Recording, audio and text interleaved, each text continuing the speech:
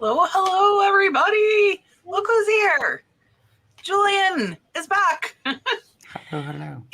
If you're newer, then you might not know Julian. So Julian was a co-host here for several years, and he is the Bearded Thrift Machine. Catty corner to me is his wife, Kayla, which she's Southern Pearl Thrifter on Instagram. And then they have a new channel, Flip Squad, which I put down in the description below. And beside me is my co-host, Rod. We will have 2 giveaways again tonight. We have these wonderful people just giving me things to give away, which is fun. So we're going to have 2 giveaways tonight. I'm going to make Julian big and then Kayla. And it is Kayla's first live. So be nice to Kayla, everybody. Be nice to Kayla. So I'm going to make them big, let them introduce themselves, and then we'll get to the questions. So here is Julian. Hey, my name is Julian. I have a YouTube channel called The Bearded Thrift Machine. I've been a full-time reseller now, going on like 3.5, 4 years now. And Kayla, who's next to me somewhere over there, she's my wife, and she quit her job not too long ago. So we do a dual tandem thing here. You know, we have do it all together now. So it's been a fun ride. And like I said, I appreciate Kat and Rod letting us back on. So, everybody thought that, you know, she kicked me off and we'd never see each other, but that's not what happened. That's not what happened. So we really do appreciate you letting us back on, Kat. Perfect. Here's Kayla. Hello. My name is Kayla, and I'm known as the Southern Pearl Thrifter, and I resell with my husband, the Bearded Thrift Machine. I quit my job about a year ago, and I've been doing that ever since, and I'm learning along the way. And thank you for having me on the live. Oh, you're welcome. It's crazy. It's been a year. Like, time flies. Yeah, it really does. Absolutely insane. I got like memories of like when I went up to Cincinnati, and it was 2, maybe even 3 years. And I'm like, what in the world is going on? It seems like forever ago. Look what we got first. Mark, OG&Z. He's actually on time, but he still sent a $5 super chat. If you are going to Phoenix, 2 weeks, it's really, really close. We fly out a week from Friday. Rod and I fly out a week from Friday. We fly out Sunday. Friday. Well, then I guess I'll miss a plane. We're flying back. No, I'd be there 2 days early. Maybe I won't miss it. 2 weeks from Sunday, right? 2 weeks from Sunday. Why did I think I was because we're coming back Friday. I think I transposed them. Yeah. So I mean, Marsha told me I have to get there really early, but I don't want to. So we'll see. Anyways, Mark will be there. OG&Z as well as Marsha, our main 2 moderators, will also be in Phoenix with us. So that will be fun. So I'm going to give Mark a dolphin, and then we'll get to your questions. So here you go.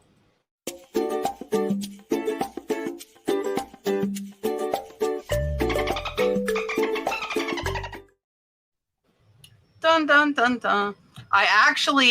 So we have a trip to Vegas booked in October, and they emailed me today, and I paid extra to get like a nonstop flight, and those suckers split it up. Can they do that?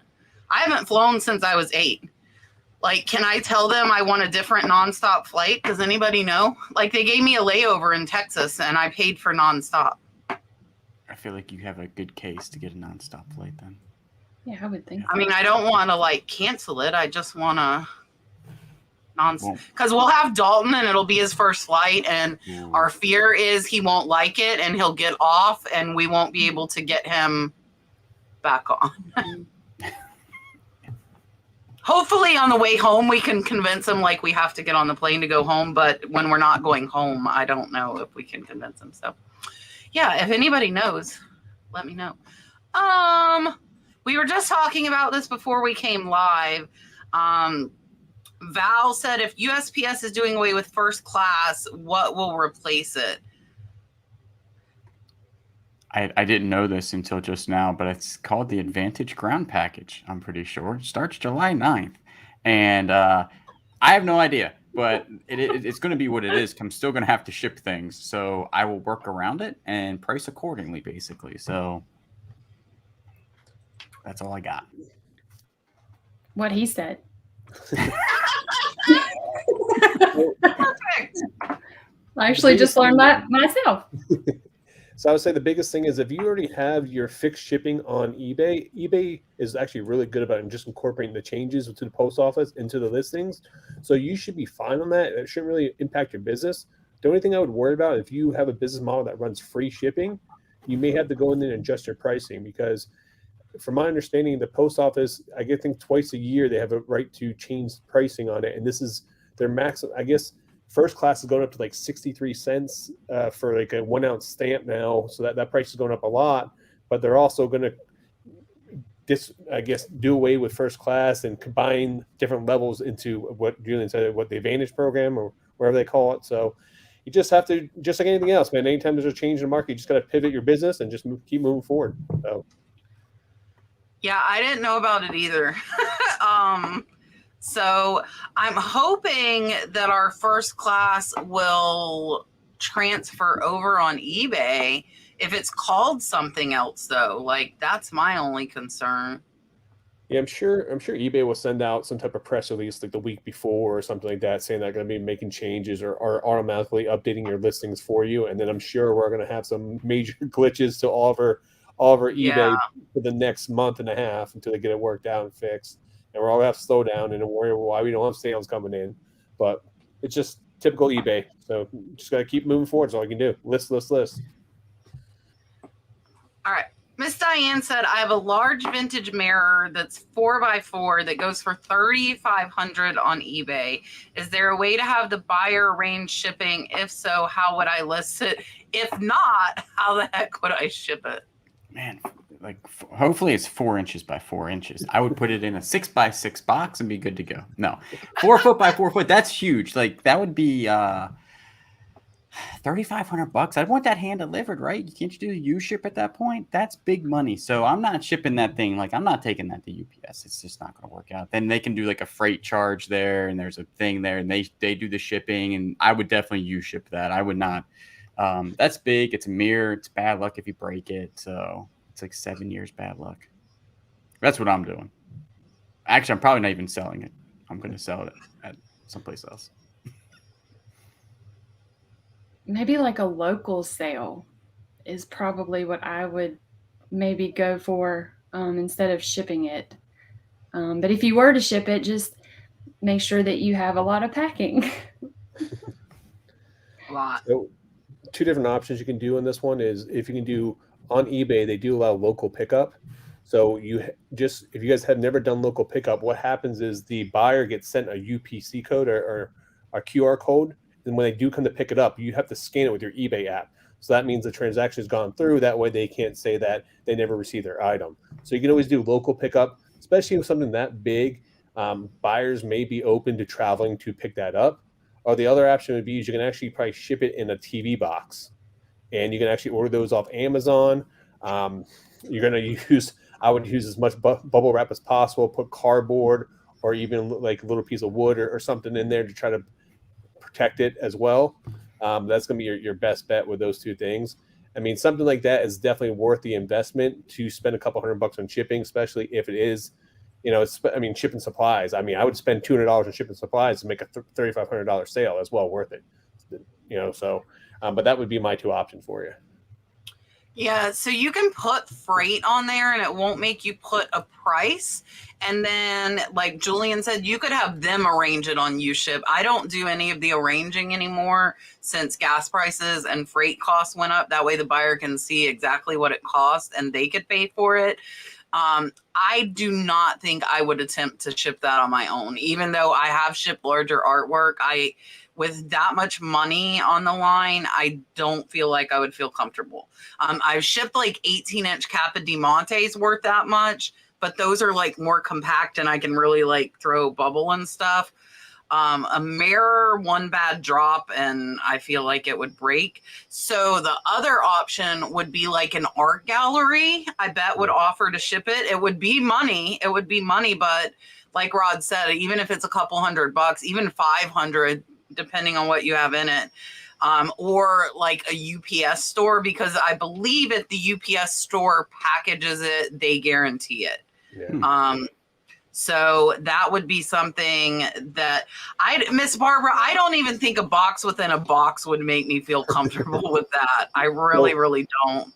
Kat, Just because of the value. If it was and I actually have a 4x4, like $300 mirror listed, that I would put in a TV box, and if it breaks, it breaks. But that's not $3,000. You know, So that's a little bit of a different situation. Kat, if you want the freight route, then would you just have to do the local pickup on eBay since they're arranging all their own shipping services? And then No, so there's actually no tracking for freight, but you also don't get dinged for it when it's the option like you do with USPS. You would put freight, and then you change the price, but it would be zero if they're arranging the freight because they're going to pay out of their pocket. What I used to do, though, I would get the U-ship quote, and then I would add that to their invoice because I used to book it. But with the increase in cost, I feel like most people don't realize like how much shipping they might by now because it's been up for a long time now. But back in the beginning, I just don't think people realized because it almost tripled like overnight. You know, something would cost $150, now all of a sudden it would cost $450.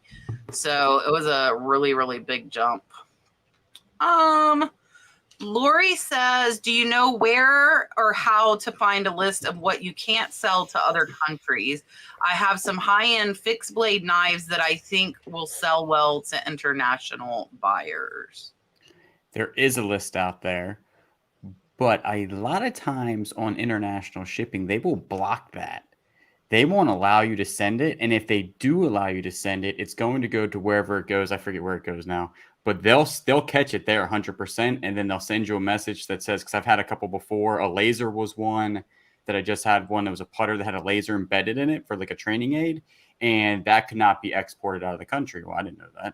And, but they allowed me to sell it internationally through their shipping program through eBay, and they caught it. They refunded the buyer, they refunded me, and there was no harm, no foul there because they didn't catch that. It was listed properly and everything. So there is a list out there, and I think it's a lengthy one, like what can't be sent to different countries, what can't be exported. But as long as you're going through and we only use international shipping. So as long as you're going through that, they kind of catch stuff because if you notice a lot of times, it will block that for where you can't do international shipping, or maybe even the countries don't even see it on their side. I don't know, but I know a lot of times that a lot of things, like we had something sent to Canada one time, it was wood, a certain thing of wood, and they blocked it at the eBay shipping center, and they gave us our money back and their money back.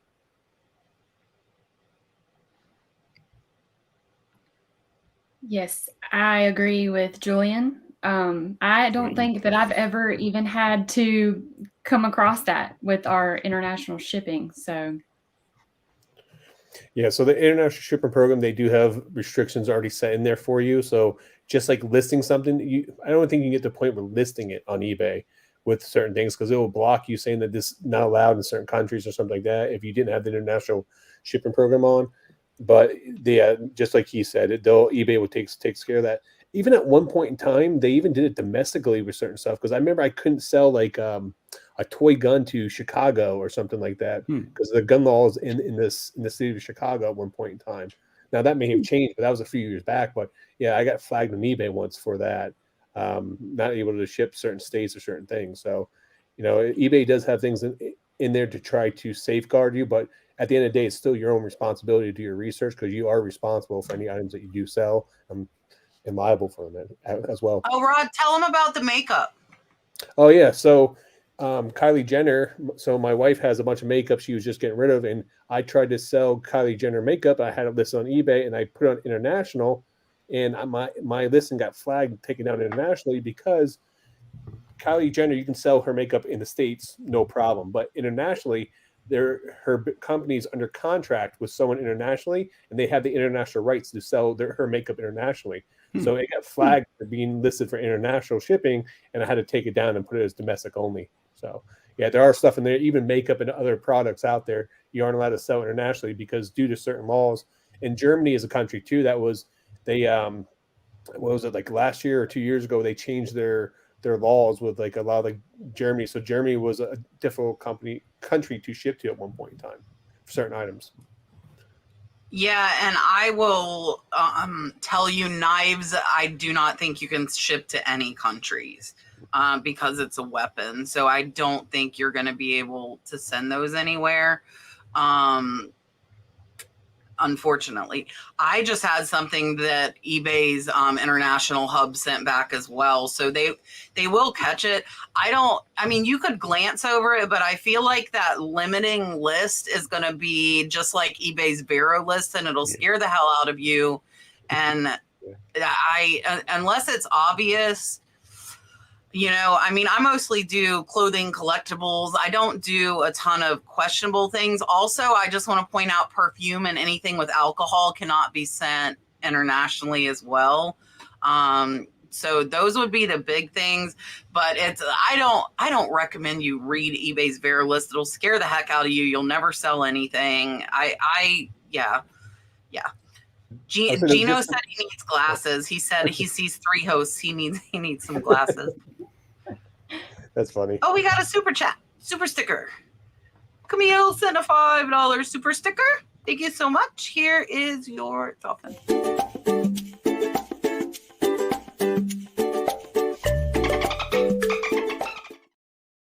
Dun, dun, dun, dun.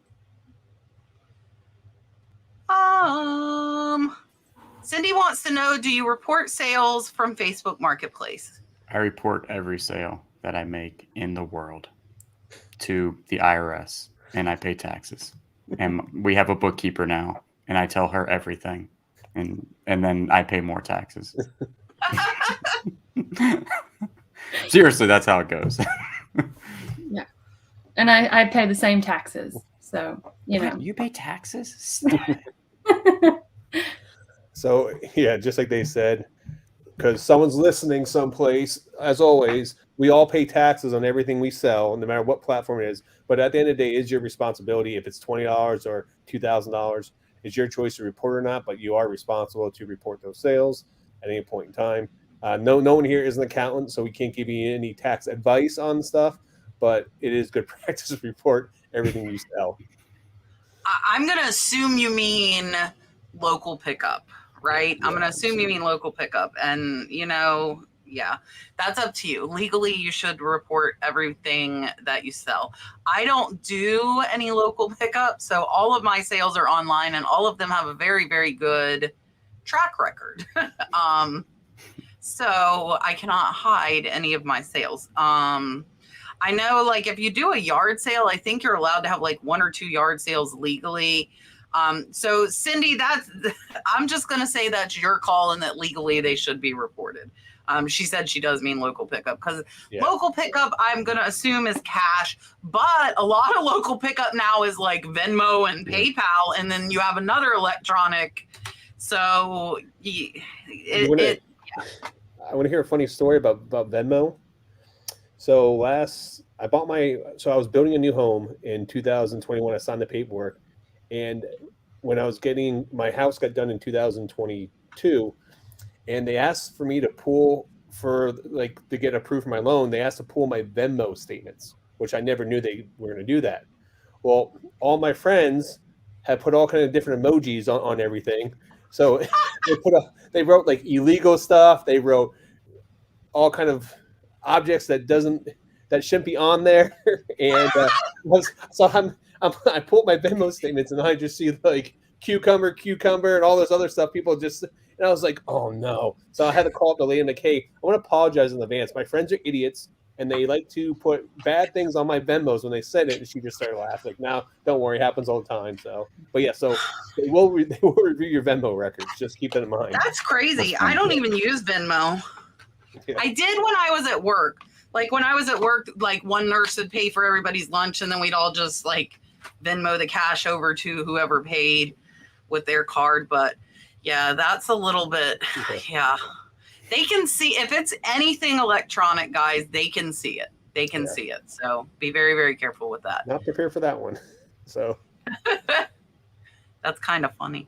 The Artful Journey said, does anyone use analytics and list perfectly, but they're frustrated that it doesn't line up with eBay expenses? And hi to Dalton. I didn't even get to see Dalton. Brad and Dalton went to Brad's friends, and Brad's friend bought a boat.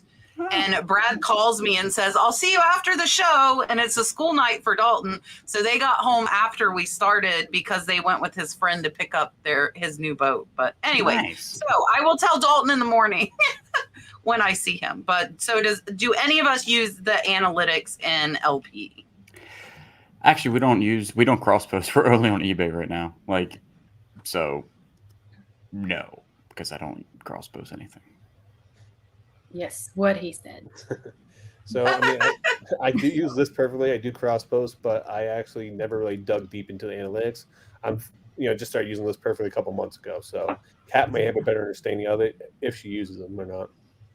Kat does not use the analytics in LP. I think I don't use a lot of features in LP that would probably be beneficial. And I wish I did so I could tell everybody about them, but I don't have the time to explore them. I need to. I really need to. I would say, I know if it's like My Reseller Genie, that you have to put in, I think you have to put in like your cost of goods as well, like in order for everything to be right. I don't know if any of the LP staff is here tonight. If you are, or if anybody uses it, please answer her in the chat. Also, though, List Perfectly has a group on Facebook, and all of their admin and tech people are in there. I would go on that List Perfectly group on Facebook, and I would pose that question.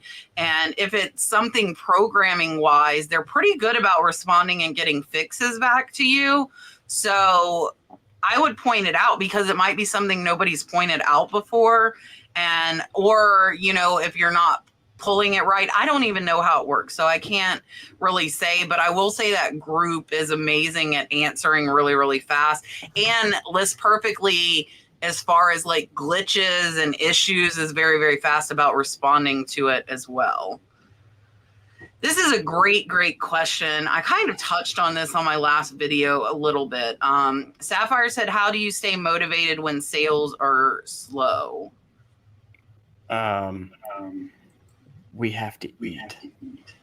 That's like the best thing, because we like literally do this for a living, and this is a job for us. So we wake up and I used to be a cop, and I didn't want to go to work a lot of times. Wasn't motivated to go to work, but I still did because I needed a paycheck. This is kind of like the same thing. Like, we have to get up, we have to make videos, we have to list things, and there is no like staying motivated. You can stray when you're self-employed for sure, because it's not pressing. But as Kayla will also agree, it's always pressing for us. We always have to get listings up. It doesn't matter.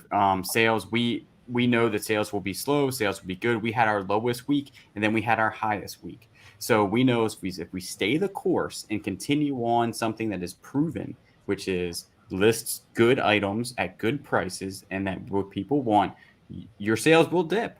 They will dip, but then they'll go right back up, and then they'll dip again. They go right back up. Same with YouTube videos, dip right back up, dip right back up. So, and so motivation is like out of it for me. It's more of like we get up and just go to work, and we have a very good system now how we do that and how we talk to one another and who's doing what that day. And some days are really good and some days aren't that good. But we're not too happy on the good days, and we're not too sad on the bad days. We kind of stay like a very medium. She's smiling because she's better at this than me, because I'm all the time upset. I'm like, this is ridiculous. Why do we? And so but that's the best way that's why she's laughing, because she's way more low key. I'm a little bit more high strung. So she's the level one. So, but that's about it. Like, it has to get done. Yeah, and I would say just kind of make yourself a schedule. I know with reselling, it's kind of hard to make a schedule, but I like to kind of have an idea of what I'm doing that day, and it kind of motivates me to know what I need to get done. But I know with sales being slow, it is kind of disheartening, but you just got to ride that eBay roller coaster and just keep staying motivated. Yeah, so definition of insanity is doing the same thing over and over again and expecting different results. So the biggest thing I always tell people is when they start lacking motivation, you need to start changing things up. So if you can't get your listings done because you're sitting at home and the kids are running around, or you're watching TV, you get distracted because you get to do housework, stuff like that. Go to a coffee shop. Get yourself outside the norm and find other ways to do stuff. Start your day by watching a motivation video. Start your day by watching what's sold videos from other resellers online. I know sometimes when if I have to go sourcing, and I'm full time, and I absolutely love what I do. Just like Julian said, this is a job for me, but this is more than a job for me because I love this. This is what I wanted to do. This is what I enjoy doing. I make my own schedule. And the alternative to that is being, making someone else's dream come true, working a 9-to-5 job so that they can live the dream, do what they want to do. I don't want to do that. So that's scary enough already for motivation for me to get my stuff done. But, a lot of times, a lot of resellers are part-time and, and they're trying to make ends meet with it, or they're having, slowdowns and stuff like that. So you just got to find different ways to do stuff. For me, I always start my day with my shipping, because if I don't ship my items, it's going to ding my account. And that's the fastest way for me to get my account suspended on eBay. Well, if I know that my sales are down, maybe I'm going to do 5 listings before I do my shipping. So that's going to motivate me to get, knock out 5 listings. So I know my listings are going to be increasing for the day, do my shipping and move on to something else. So you just got to, it's almost like you got to trick yourself in a way. And also too is find local groups in your area, because I will say reselling is a very, very lonely business, because if I go to talk to my wife about an issue with that, she can care less. Just like when she talks to me about her makeup, I can care less about her makeup, but I listen to her because she's my wife, all right? And, I support her and stuff like that, but she can care less. She'll listen to me, but it doesn't have the same impact as talking to another reseller, because we live this lifestyle and we go through the same things over and over again. So find some local groups on Facebook, reach out, network with other resellers. That's really key. So I need to listen to some of what all of them said, because I'm in the same boat as you. I have been extremely unmotivated lately. It's been really hard, and not just with eBay, with YouTube as well. I'm just kind of unmotivated altogether, and I think it's really, really rough, and I think it's going to happen, but you got to push through it. I've been doing my 10 a day about half the time, but I was doing it like a third of the time. So I've improved a little bit. My second YouTube channel hasn't had a video in a few weeks, and I don't know when I'll get another one out.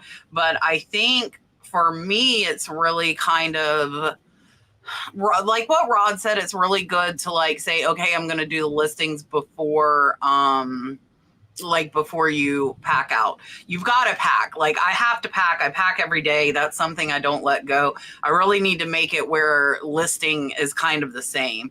But and we just got this question, and we'll go over it later. When you're a content creator, you have tons of other stuff going on in addition. And the hardest thing for me that has unmotivated me is doing well on Whatnot. And my payout for 1 week on eBay equals 1 night on Whatnot. So I'm like, but then I also have to look at how much time am I putting in eBay, and I'm not putting the time in. My goal is actually to have less listings on eBay now. I'm not trying to grow my store. I want to shrink it. So I want to make sure what I'm listing is good quality.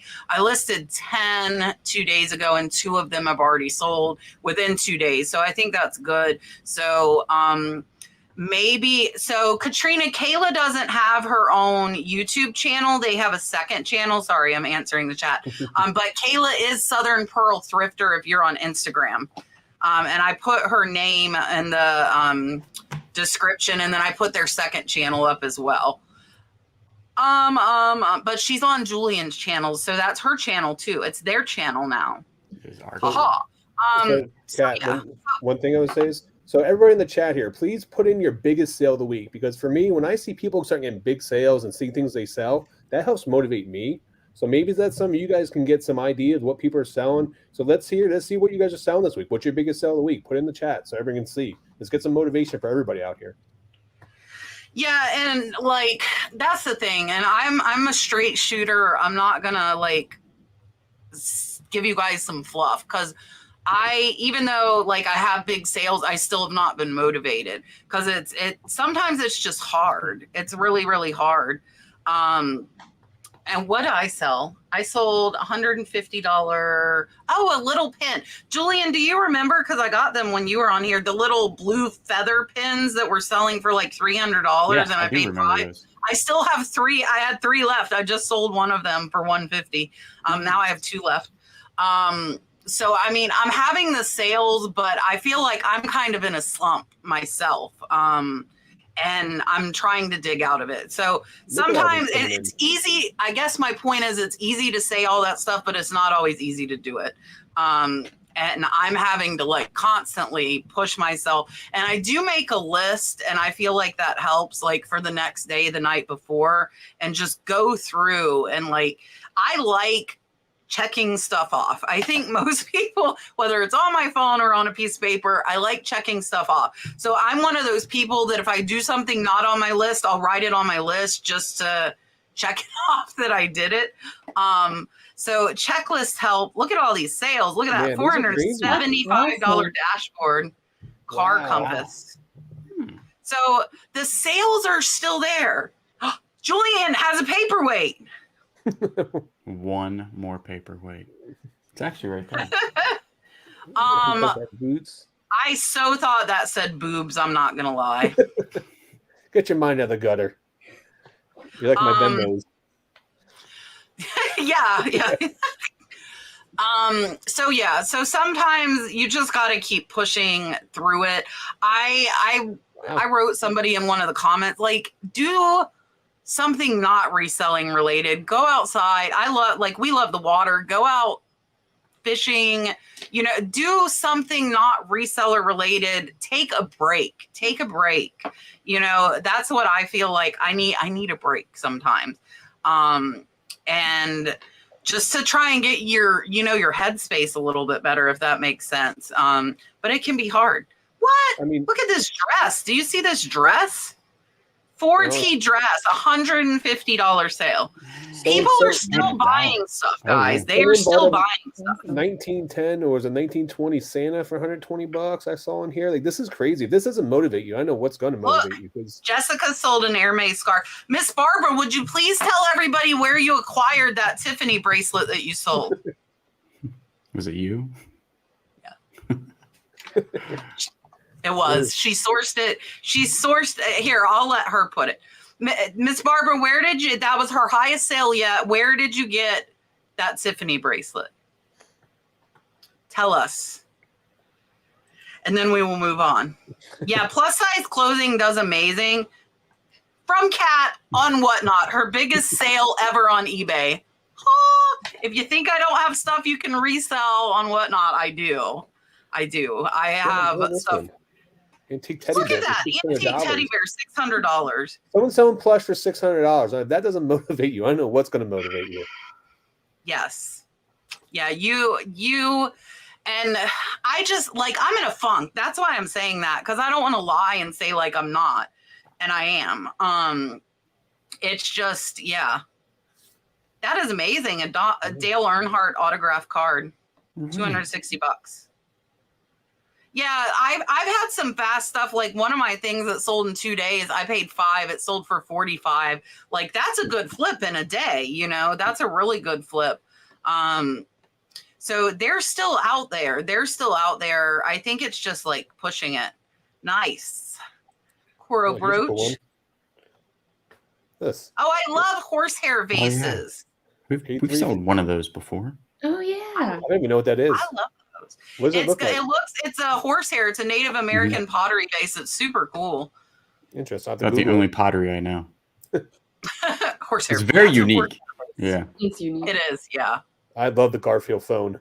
It's like the most iconic, one of the most iconic things. That and the Mickey phone with the black base. Yeah. I've been looking for one of those for Dalton. Dalton saw one at an antique mall and he wanted it. And I'm like, I saw that 2 weeks ago at a estate sale for $15. Why didn't I know he wanted it then? So I can't bring myself to pay full price for that thing. There's a Scooby-Doo one too. It's like that van, I think, if I'm not mistaken. Oh, like their hippie van. Yep. Okay, fun junk stuff. What is the difference between ending and selling similar versus ending and relisting, or is it the same thing? I mean, I don't know 100%, but I think there's the right answer to this, and I don't know, but I'm going to give you my opinion. I think that if you end and sell similar, it's like a new listing.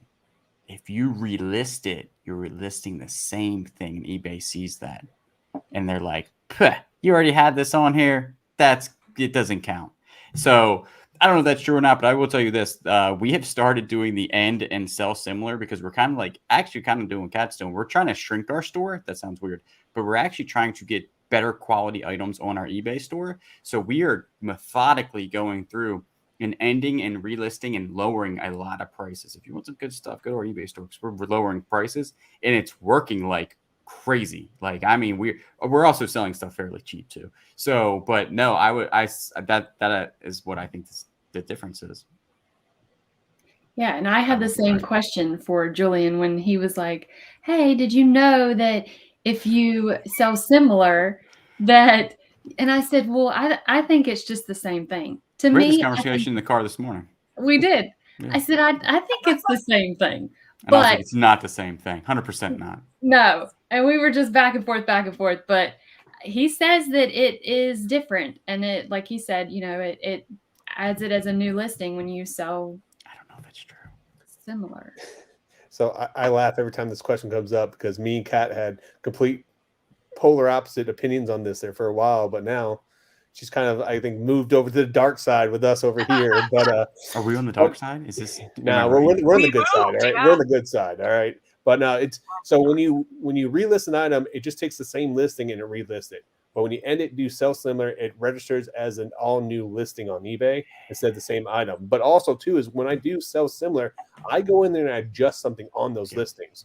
So I adjust the price point of my item because for me, I actually have a system in place.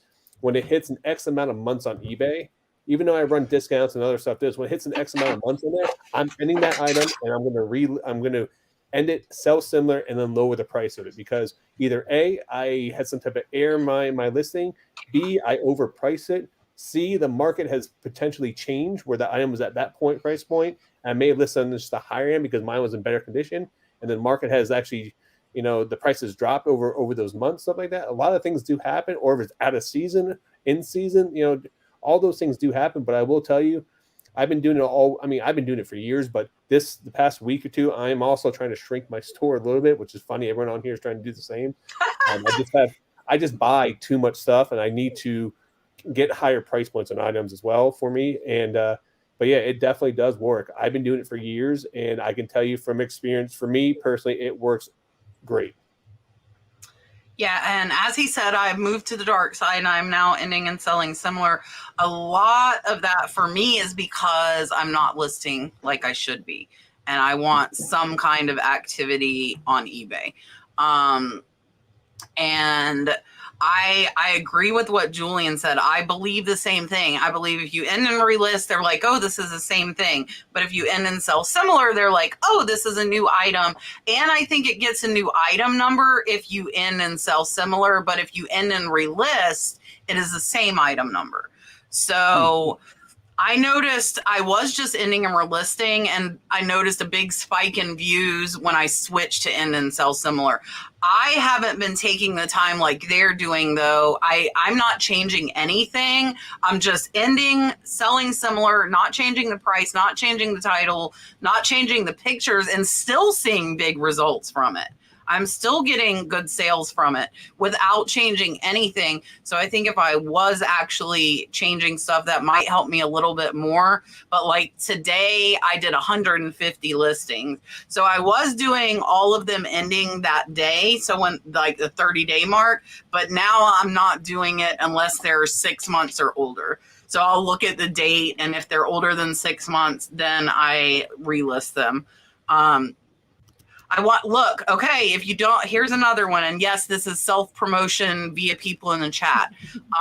Becky sold earrings she got for me for $2 for $20 in less than an hour on eBay. Guys, and we have bumped our starting price up to $5 on Whatnot just because of fees and shipping supplies. But even if you paid $5 and sold it for $20, that's triple your money, quadruple, in less than an hour. So I'm telling you, I've got some stuff that like people don't bid on. I'm like, what are you guys doing? Because like I've had stuff worth $40 and $50 not get bid. So, and I saw Drew Profit Monsters posted today. He got a jacket for $1 that he sold for $200 on he got it on Whatnot in a $7 clothing lot, and he sold it for $200 on eBay. So you can source on Whatnot. If you're anti Whatnot, I might reconsider. Brad bought from a storage locker seller because Whatnot's been pushing them. Brad bought jewelry. He's like, I bought a jewelry box full of jewelry. I'm like, what are you doing? It wasn't overly impressive, but the box is an amazing vintage jewelry box that's carved in dovetail. So I think honestly, the jewelry box is worth what he paid for it. So yeah. So even if Brad is sourcing jewelry on Whatnot, you can source on Whatnot.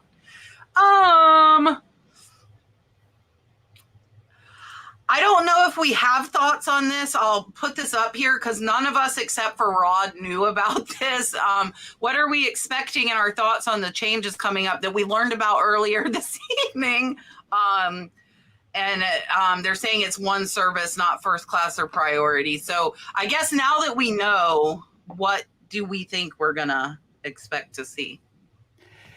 It all depends, really. Like, I'm going to disagree with what Rod said earlier, is that your biggest thing is if you do like free shipping, you're going to have to change that. That was a great point. Other than that, if you do calculate it, I did notice today, but if you've been paying attention to the first class shipping anyway, that if you were over 13 ounces or 12 ounces, it was the same price as priority, like same price. There was maybe 50 cents different or 30 cents difference, very close. But the biggest thing is going to be if you do free shipping or something, you're locked in on eBay for a certain shipping price, or you do flat rate shipping because something that goes first class under 8 ounces goes for $4.50. You're going to have to look at that and then tweak that on your flat rate shipping.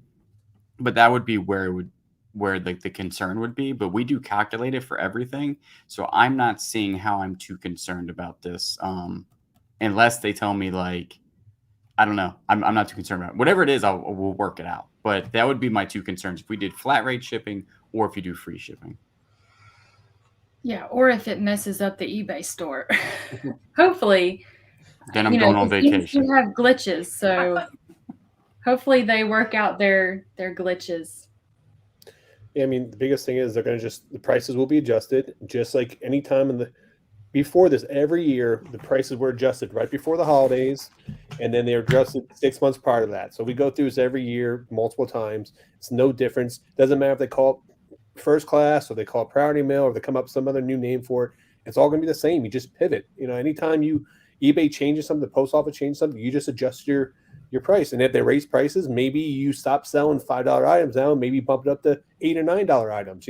It's just how you have to pivot and change your business. Then maybe you put items in big lots, or maybe just put items in big lots and stuff like that. So you just got to wait and see how it plays out. But I said it shouldn't really impact you. eBay will automatically put the changes in like they had done in the past. Just be aware. And also, too, make sure you ship all your items the day before, because I did that in the past where I forgot the shipping changes come up the next day, and I was like, I'll just ship my stuff tomorrow. And then they paid the old shipping rate, and then I waited to ship it, and then the new shipping rate came out. So that's the only thing I say to watch out for. So make sure that if you don't normally ship that day before that they're going to change the price points, make sure you make a point to ship that day so you get all the old price points, and then all the new stuff will be at the new prices when they do it. But that's just the biggest thing for you guys, man. Just pivot. And if you are running free shipping on your items, you're going to have to just adjust your pricing. But on eBay, you can literally go in and edit in bulk, and maybe just bump all your prices up for a certain price point or something if you have to do that. Yeah, and I think we'll probably see some glitches, but I feel like there's almost always glitches on eBay that we have to deal with and work through, every month or two. So I would, we're going to have to deal with it as it comes. We're not going to know until it goes. It's a great book if people haven't read it. Yeah, I say this all the time. Like I'm constantly pivoting.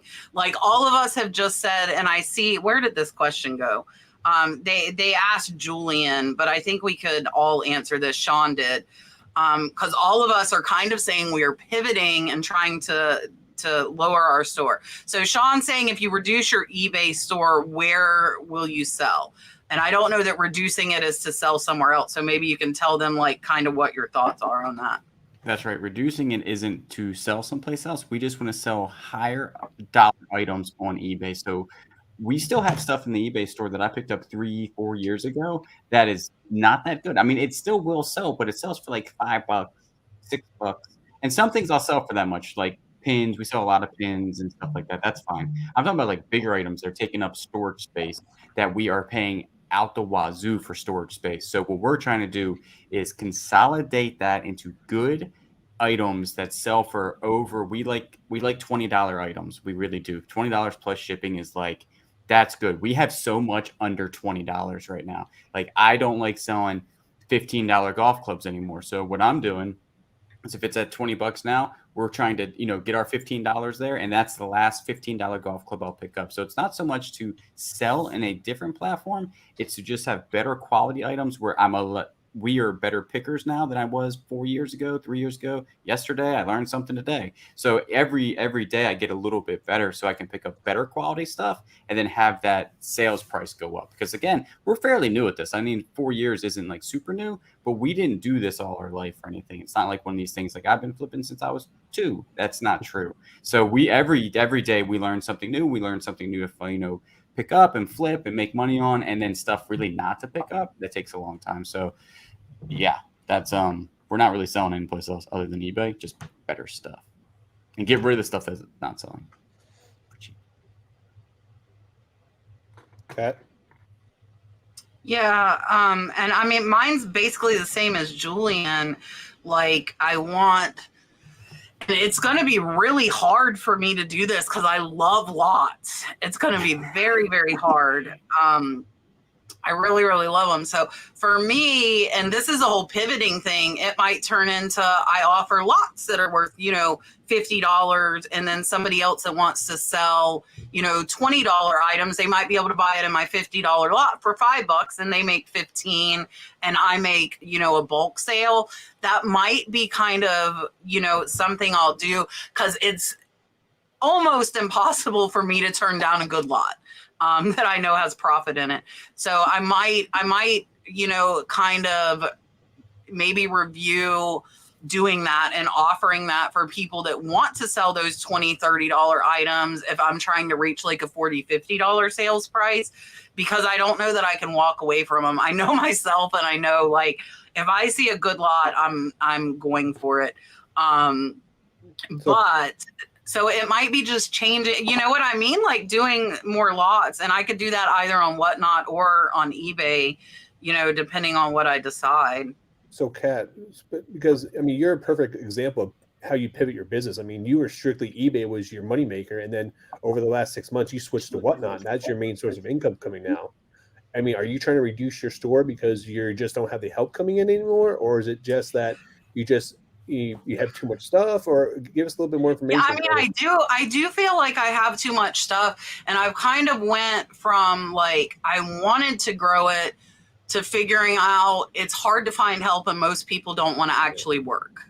And so finding good quality help is really, really hard. And I can only do so much by myself. Now, Brad does help me with shipping. He'll even do it all by himself if I ask him to. He has no problem with that, but he does not like listing. He doesn't like sourcing. So like all the sourcing, all the listing, photographing is all me. I am lucky that I have Whatnot help. We have somebody that catalogs for us on Whatnot, Brad's aunt, who is in her 80s. And if you watch my Whatnot shows, you hear me talk about her, and we get some good laughs because she does talk to text. So it'll say call tone instead of gold tone. And I think Joan Rivers said Joanne something. It was really funny. But Aunt Roberta's coming Friday. She's going to be with me on the Whatnot show because everybody's asked. So Aunt Roberta will be there with us Friday. And again, she's in her 80s. My mom's in her 70s and works for me. And it's so funny. They were like chit-chatting like best friends the other day. She's like, oh, she's giving you work too. They're all happy. Because my mom does my cross posting, and then Brooke, my 21-year-old, does all the shipping for Whatnot. So I do have that built in. If I didn't have that, I would be in a world of trouble and not be able to do as much Whatnot as we do. But Brooke loves Whatnot. She was working listing on eBay, and then she just loved Whatnot, and she's like, I'd rather just do this. So I want, like, I feel like I want some of my space back in my sheds. Like, I'm doing my resin, and I would love to have like half of one of the 3 sheds that are now eBay be for my crafting, because I really, really like doing the crafting. And yeah, it's getting more discipline. And for me, I know it when I buy it, but I can't pass up a good deal. And I need to learn that maybe not every deal is for me. Or like I said, lock that up and let somebody else take the bulk of the profit and still make a little bit of profit. And that is still a hard thing for me to do, to like hand it, here you go, over to somebody else. But I think it would help a lot of people that have problems sourcing. And I've discussed this before, and I've done it intermittently over the years, but I just need to, it's totally a mental thing. It's hard when you could make $15 for it. Why would I sell it to somebody else for $5? It's hard. But yeah. I would say is I'm going through the same thing, because I have so much stuff, and I'm like, I can wholesale some of the stuff off, but I'm like, I can make so much more money off it by holding it, but I don't have the time to do that. So I will say, like, this past 2 weeks, I actually started putting big lots of like DVDs and CDs that I could, sell in small lots by grouping them up and, make, twice as much money on it. But it is liberating as well, though, because when I sold those big lots off, like, the free up, just take a whole box or a whole tote and be like, wow, I just cleared this whole tote out today. That's also liberating in a way, because now I'm like, I have all this extra space over here, which I didn't have, because I posted a picture up. I had all those DVD, VCR recorders, and I went through tests of them. Half of them didn't work. So I used to sell them for parts. Now I just threw them away because they're just taking up too much room and stuff. And it definitely, there is a little mental aspect behind it. But I will say, once you do it, I think you would be a lot better once you get that first sale under your belt. By just, so say, it might be a little difficult, but give yourself a little push and definitely try it. Yeah. And I've tried it, like I said, over the years, and I did it on my big cartel site, which I could do as well. That's a nice thing for those of us that have the social media presence. We could put it on our own site, which is what I did with a lot of it. But I could also just, toss it. I might do Whatnot. Honestly, maybe if I get enough together, I'll do like a wholesale reseller show or something, like once every other week or something. That might be an option. The listing and shipping on Whatnot is so much easier and so much less work. All right. Miss Barbara sent a $4 super chat. I got your picture that I bought, but I haven't opened it yet. Miss Barbara does painting, and she sells them on Whatnot, original paintings, really nice ones. I bought one for Aunt Roberta. Hopefully Aunt Roberta doesn't watch this. I bought one for Aunt Roberta for Christmas from Miss Barbara on her Whatnot show. So Miss Barbara likes the pillow fight super chat, so I'm going to give her that now.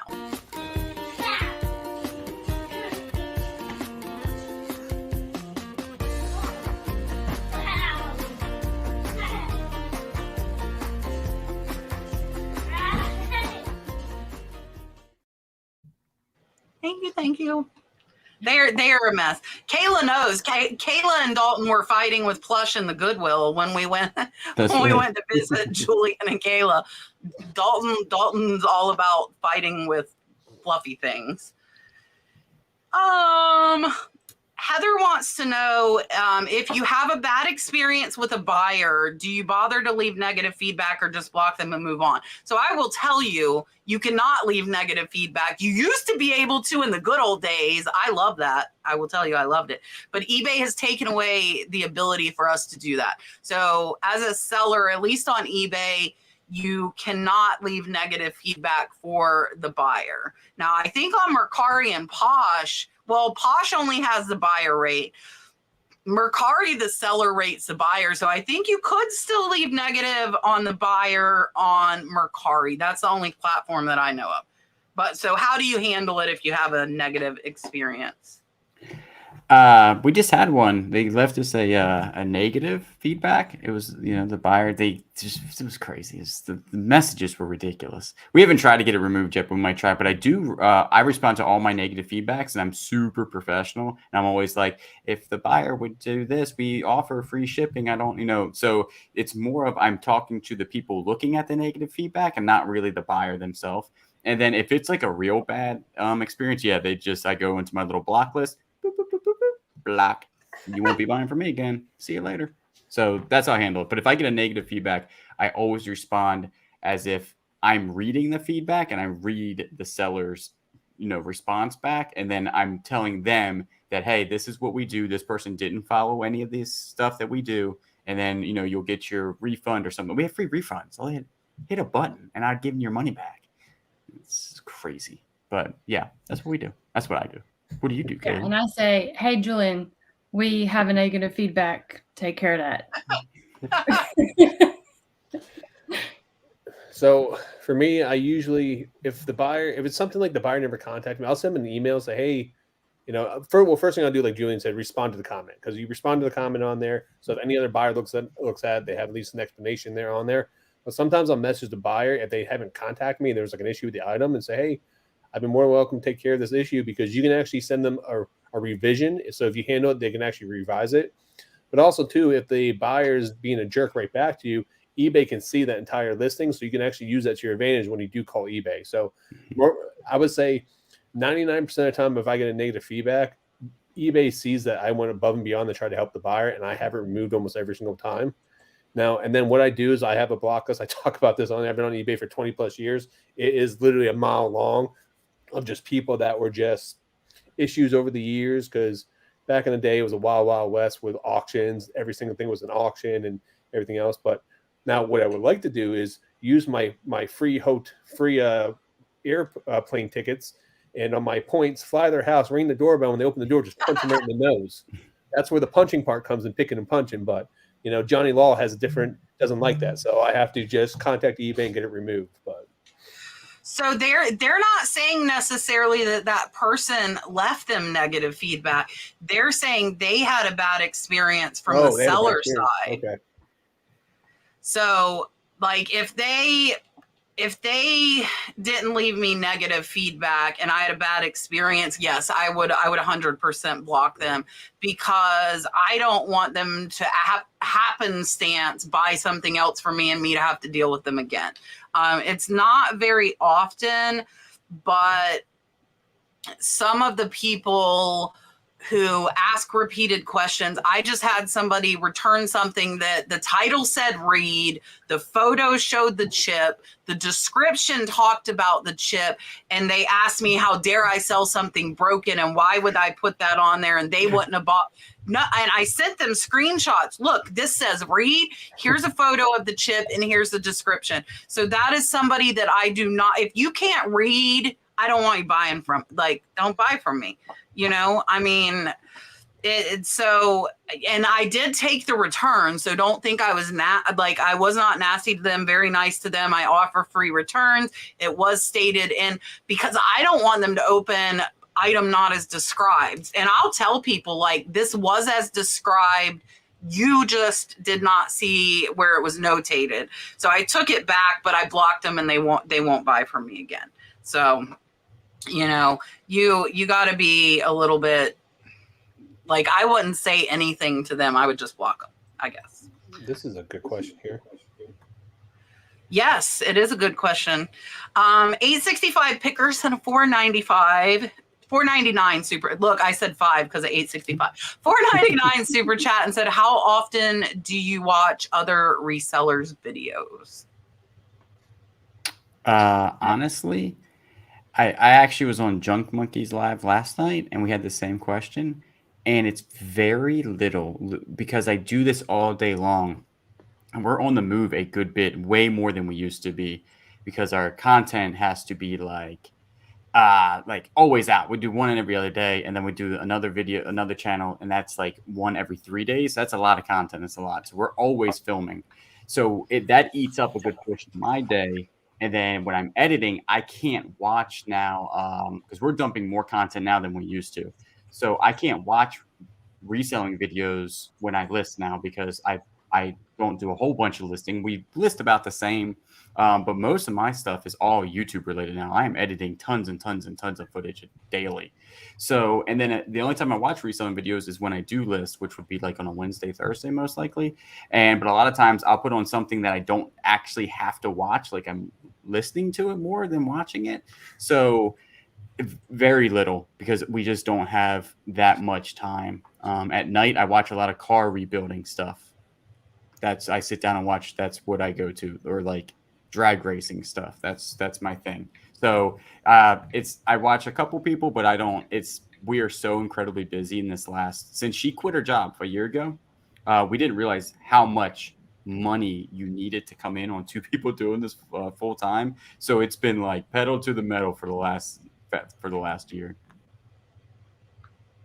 Yeah, and I've had to get used to kind of the whole eBay because I kind of knew eBay, but I had to kind of get in the groove of working for myself. So time has, really gotten away from me as far as having time in the day to watch things. And when I want to watch YouTube, I'm normally listing, and I have a bad habit of putting something on that I want to watch. So I'll be listing something, and then I'll be watching the YouTube video, and I'm like, it's been 30 minutes, and I still don't have a listing done. So I have to put on something that I will not watch, and I'll just listen to. So not a whole lot of reseller videos, no, unfortunately.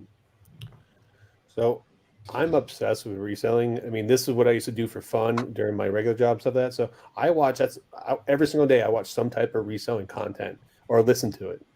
And the biggest thing for me is, and I rotate it through because, when you're watching yard sale content, sometimes it becomes very repetitive because everyone's picking up real similar things. So I do rotate a lot of people and stuff like that. Like I actually started watching Julian, you guys, when I took over, as the new co-host. I was like, well, I gotta see what they're doing, and that's how I knew about you from before that and stuff like that. But I watched Commonwealth Picker. I like when I list stuff online. When I'm listing like on eBay and stuff like that, I kind of like to more listen to stuff. So I like watching what sold videos because I can see like Cat's what sold video. I like what Commonwealth Picker shed flips. I do Dave ADH flips. I watch his too, just for the fact that I'm listening because I can hear. I don't have to really pay attention sometimes. Look up the screen from here and there. I do watch a lot of yard sale content. I usually late night because my wife works as an RN and works in the hospital, so she's getting up at 5 o'clock in the morning, and I'm up to like some 12, 1, 2 o'clock in the morning. So at that point in time is like, that's my downtime where the kids sleeping, the pets are sleeping, and just me. So I'll watch, some resellers. I like watching like Retro Rick, Chase at the Right Price. Well, I watch a lot of video game content too, but just Ready, Set, Resale, Cincinnati Picker. I mean, there's so many good people out there. What I usually do is I'll rotate. I'll watch them for a month, then I'll stop watching, and I'll go back and watch, their last month or 2 videos and just go from there. So tons of great people to watch, though. I do not watch any. It has just gotten less and less over the years. And this comment is a really good comment. It's like nursing. I live nursing 36 hours a week. The last thing I want to do is watch a health show. For me, it's not that. So, but I understand. I understand that point. For me, it's a time thing. And like for me, watching other people sourcing makes me want to source. And I am trying not to source right now. So like if I go see somebody finding whatever, that makes me want to go find stuff, right? And I don't want to go find stuff. And and so that is one of the biggest reasons. Another thing is and I think, Rod, was it you that told me, like, Rally Roots, for example, does not watch any other because they want to make their videos be unique. Yep. They don't want to, kind of pull in like the ideas where it's, they're getting ideas and it's the same as somebody else's. I don't know. I like my resin. I've been watching resin videos. That's my newest thing. Dagny, I know, Flying Pig Thrifts. I got addicted to it. And Resell to Ride, Jessica just ordered some epoxy too. So we're spreading the resin bug. So I watch resin videos now. And I also like watching motivational videos. When I'm listing, the motivational videos are really good. Most like the what solds and stuff, I feel like you got to look at them, like what did you sell? So it would distract you. Yeah, I used to watch George all the time, the Antique Nomad, because he was just on with us. Yeah, he's like a walking encyclopedia, that man. And it is like incredible. So he was the last one that I was still watching, but I haven't really watched him. And it's really a time thing. That's like the main thing is like, there's just too much going on. And like Julian, like if you're editing and recording and listing and it's a lot. Like if you think a full-time reseller is a lot, add in another second full-time job. And then for me, Whatnot is another full-time job. And now resin is another full-time job. So I have like 4 full-time jobs. And I used to watch, when I watched a lot was when I was working. I would watch them on the hour into work and the hour home because I was driving. So it wasn't like pulling my attention away from anything else. That was the best time for me. And I will still sometimes, like if I go thrifting, I will watch them. Or if I'm on like a road trip, I will still throw them on. Let me give you your dolphin before I forget. Here you go. Super chat. I've been very rambly lately. I feel like I'm taking like way longer to answer things. Speaking of Resell to Ride, Miss Jessica, do you ever miss your career before reselling? Zena says she's done some ride-alongs because Zena was a police officer to remind her why she no longer wants to be a cop. I too was a cop, and I do not need to do ride-alongs to know why I don't want to be a cop anymore. I totally understand that because once you were the police, it's still in you. Like if you really like being a cop, it's still in me. I can still, man, I'm picking stuff out. Oh, they're going to shoplift. That car's doing 60 and a 30. That car, I'm still doing that, right? But I don't want to pull them over. I don't want to get into a fight with them anymore. I don't want to do any of that. All I want to do is sell stuff online. So do I miss your career? I miss some aspects of it. I miss the adrenaline. I miss like the car chasing was fun. That's always fun. You catching the bad guys, put them away. You know what I'm saying? That was fun, but that's like where it ends. It was like 30 seconds of like high intensity stuff. Yeah. Red Cardinal, once cop, always cop, 100%. I'm picking stuff out still 5 years later, but I do not miss it whatsoever. I miss being a canine officer 100%. That's something I do miss. And but other than that, I don't miss the actual job itself. If I could just go back and be canine and get a dog and like train him a little bit, like my old dog, then I would definitely do that. Like I wouldn't quit this. I would just want another canine dog so I could like do stuff with him. But no, I don't regret leaving policing 5 years ago, and I definitely don't miss it. Yeah, so I left the hospital and I kind of was a first responder to someone that was passing. So, with this job, I don't have lives in my hands, so I kind of just, I enjoy this. Now, helping people it was important to me. And I don't regret it for anything, but I do enjoy reselling for sure. Do I miss someone in middle management tell me how to do my job that I don't know how I can do my job, Hell no, absolutely not. I don't miss it at all. I do miss the people. I did work with some great people over the years, but I love the freedom I have now, and I love controlling my own destiny, and I don't regret. The only regret is I didn't leave sooner. I'm sure a lot of people that went full time had that same regret, and not sooner. But everything happens for a reason, so I'm grateful for all the opportunities I had in the past and got me the path I am today. But don't miss it at all. Yeah, I am kind of antisocial, so going to work kind of forced me to be social with like other nurses. They were my friends, but now I don't really do that. So I do miss like the friendship and like the coworkers and talking to other people in person that I don't do a lot right now. And I really miss taking care of people and like the interactions with the patients. Because I love my patients, but I don't miss the politics, the stress. I don't miss it enough to where, unless it was like absolutely like hands down, I had to do it to pay bills, I would want to do it again. I am keeping my nursing license active, but I do not intend to use it. Just because I was so stressed, I didn't want to go to work anymore. And I really do love doing this. I love being home with Dalton and being able to do what we want when we want. I'm actually busier now than I was then. But like Kayla said, like people's lives aren't in my hands. Like we were so busy, we couldn't do everything for people. And we were so short staffed, we had to pick and choose. And it sucks when you have people that physically need things and you have to choose which one you're going to do. Because you don't have enough staff. So I don't miss that. And I do still talk to a few of the nurses that I worked with, and only like every like 3 or 4 months we'll be like, hey, are you still alive? Hey, yeah, doing good. But that's pretty much it. But don't like overall, I would say I don't miss it. Here, let me give you a dolphin. Oh, here's the newest one, the Hi, I'm Dalton one. Here you go.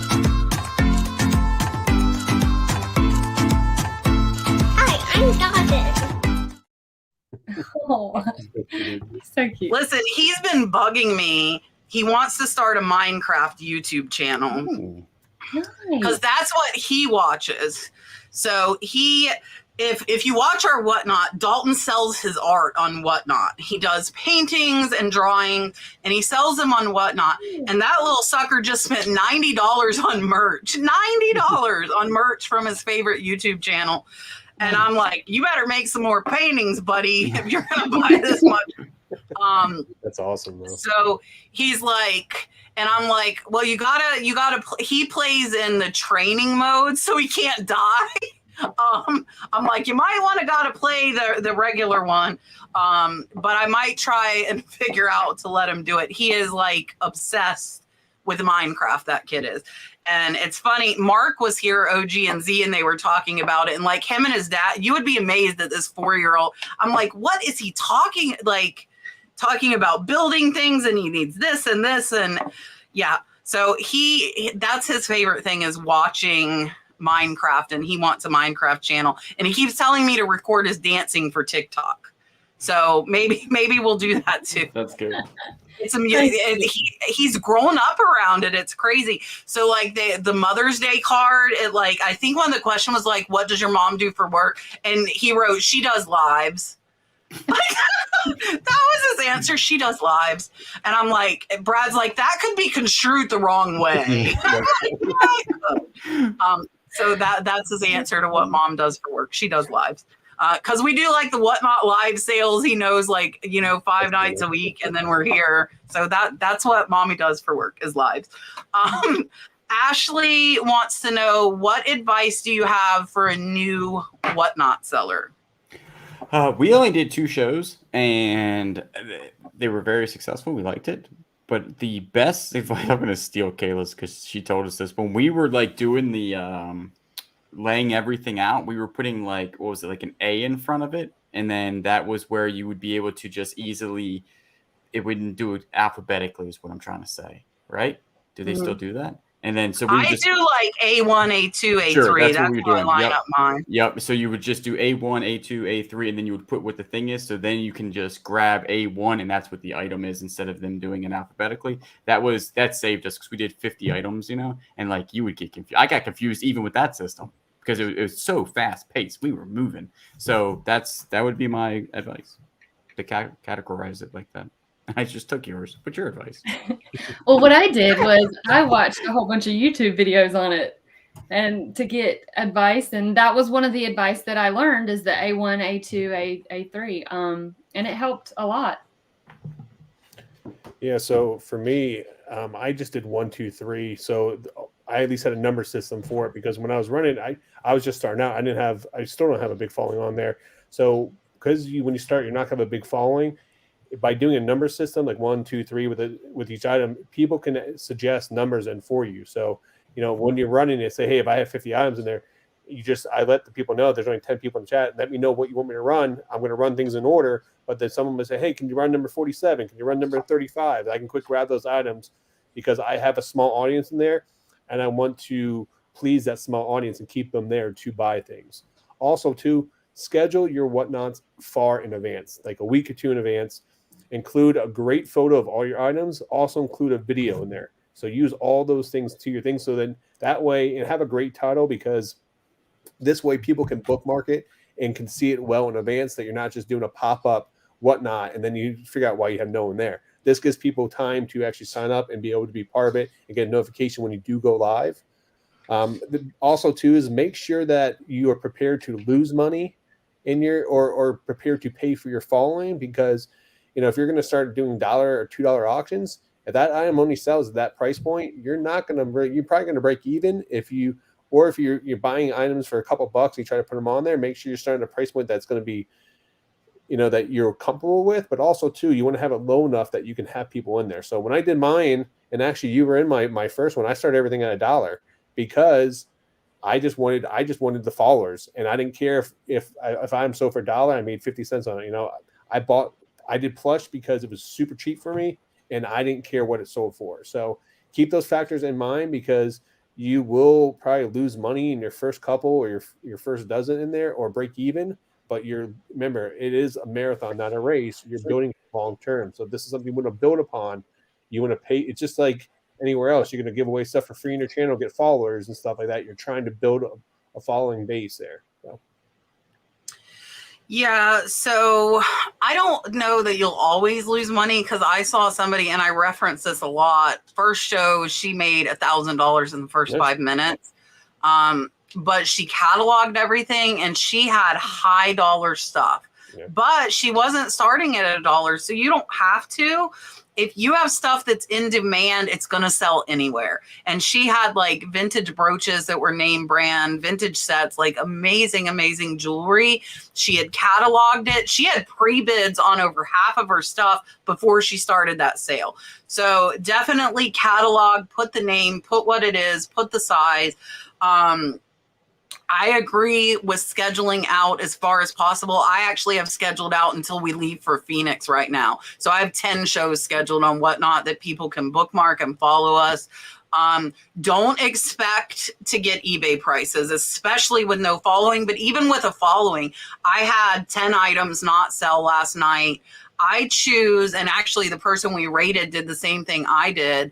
I choose to lot it all up at the end and sell it as a reseller lot. Because I don't want to recatalog it. If people didn't want it tonight, maybe they aren't. Last night, I had amazing vintage name brand jewelry that did not sell. So somebody got a great, great lot last night.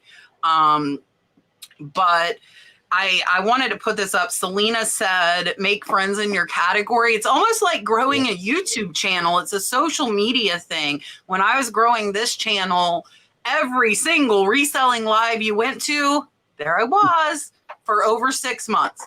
Like 40 hours a week, I was in these chats. So everybody knew my name. Everywhere they went, they saw me. I put in, and I'm not making 1 penny from YouTube then. I was working 40 hours a week for free. Every single free second I had, I was in them. I would do that exact same thing. If you plan on selling jewelry, be in the jewelry category. I would go in the shows that have the most people, because that means more people will see your name. And wait, don't assume that you can advertise your shows. Wait, I only let people advertise during giveaways on mine. Ask them, like, can I share my show?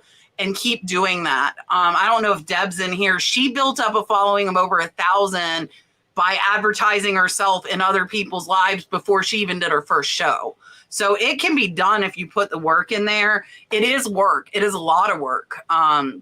It's easier to list, but like our one show for us is 8 hours of work between cataloging, selling, and packing. So it's not easy. Definitely be organized and just stay at it. But realize it's not going to work for everybody. Everybody's not going to like it. I get frustrated with it sometimes, and I push through it. But yeah, it can be done. I've seen a lot of people with no following build it up by having good stuff, but they have good stuff and they're willing to take less than they would get somewhere else. So Rod was right. It comes at a cost. I just want to add one thing. Yeah, just make sure. Just remember, it is a social media platform, not a reselling platform.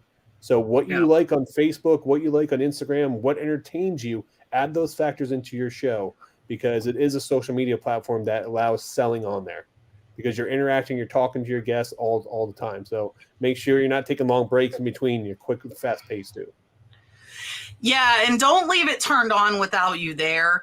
Like nothing is going to turn somebody off more than coming in and there's music and there's no person there. I run away occasionally, but I'm talking from the kitchen and I think you can still hear. I'm like, I'm going to get this. And a lot of times Dalton will keep up the conversation if I'm not there. So yeah, Dalton loves doing Whatnot Lives. That kid likes to talk. And I'm like, hold on. Rocks to be me. And after we answer this question, we're going to do the 2 giveaways. Rod texted me and reminded me. I forgot. Once again, I do that a lot. Rocks to be me said, where can you see trending on eBay other than checking comps on specific things? She wants the loud dolphin. I think I have a loud dolphin. I think. Trending on eBay. This is a tough question. I would just Google it, I think, because I can never. I don't know. It's weird. It pops up on the front page sometimes. Like it'll say like top trending selling things, but I don't. Maybe somebody in the chat can help us, or Kayla or Rod know. Yeah, it's actually it's called eBay Export, and it actually has the best. There's actually a whole category called the best selling items. I just Googled it, or maybe that's for car parts. Oh no, it actually breaks down each category. Yeah, so I Googled it and I came across eBay. I can pop it in the chat here, but it actually gives you a breakdown of each category and looks like different things that are selling. But it doesn't really. It just says like watches and jewelry and what's selling high end jewelry and stuff like that. But it says best selling items. So this is from eBay, but I don't think it's gonna be. I don't know if it's gonna be much help, but I'll put it in chat. The original super chat, I lowered the sound of the dolphin, but I have a new one that I forgot to lower the sound. So since you asked for a loud one, this is it's a Gino one. So I think it's music, but here you go.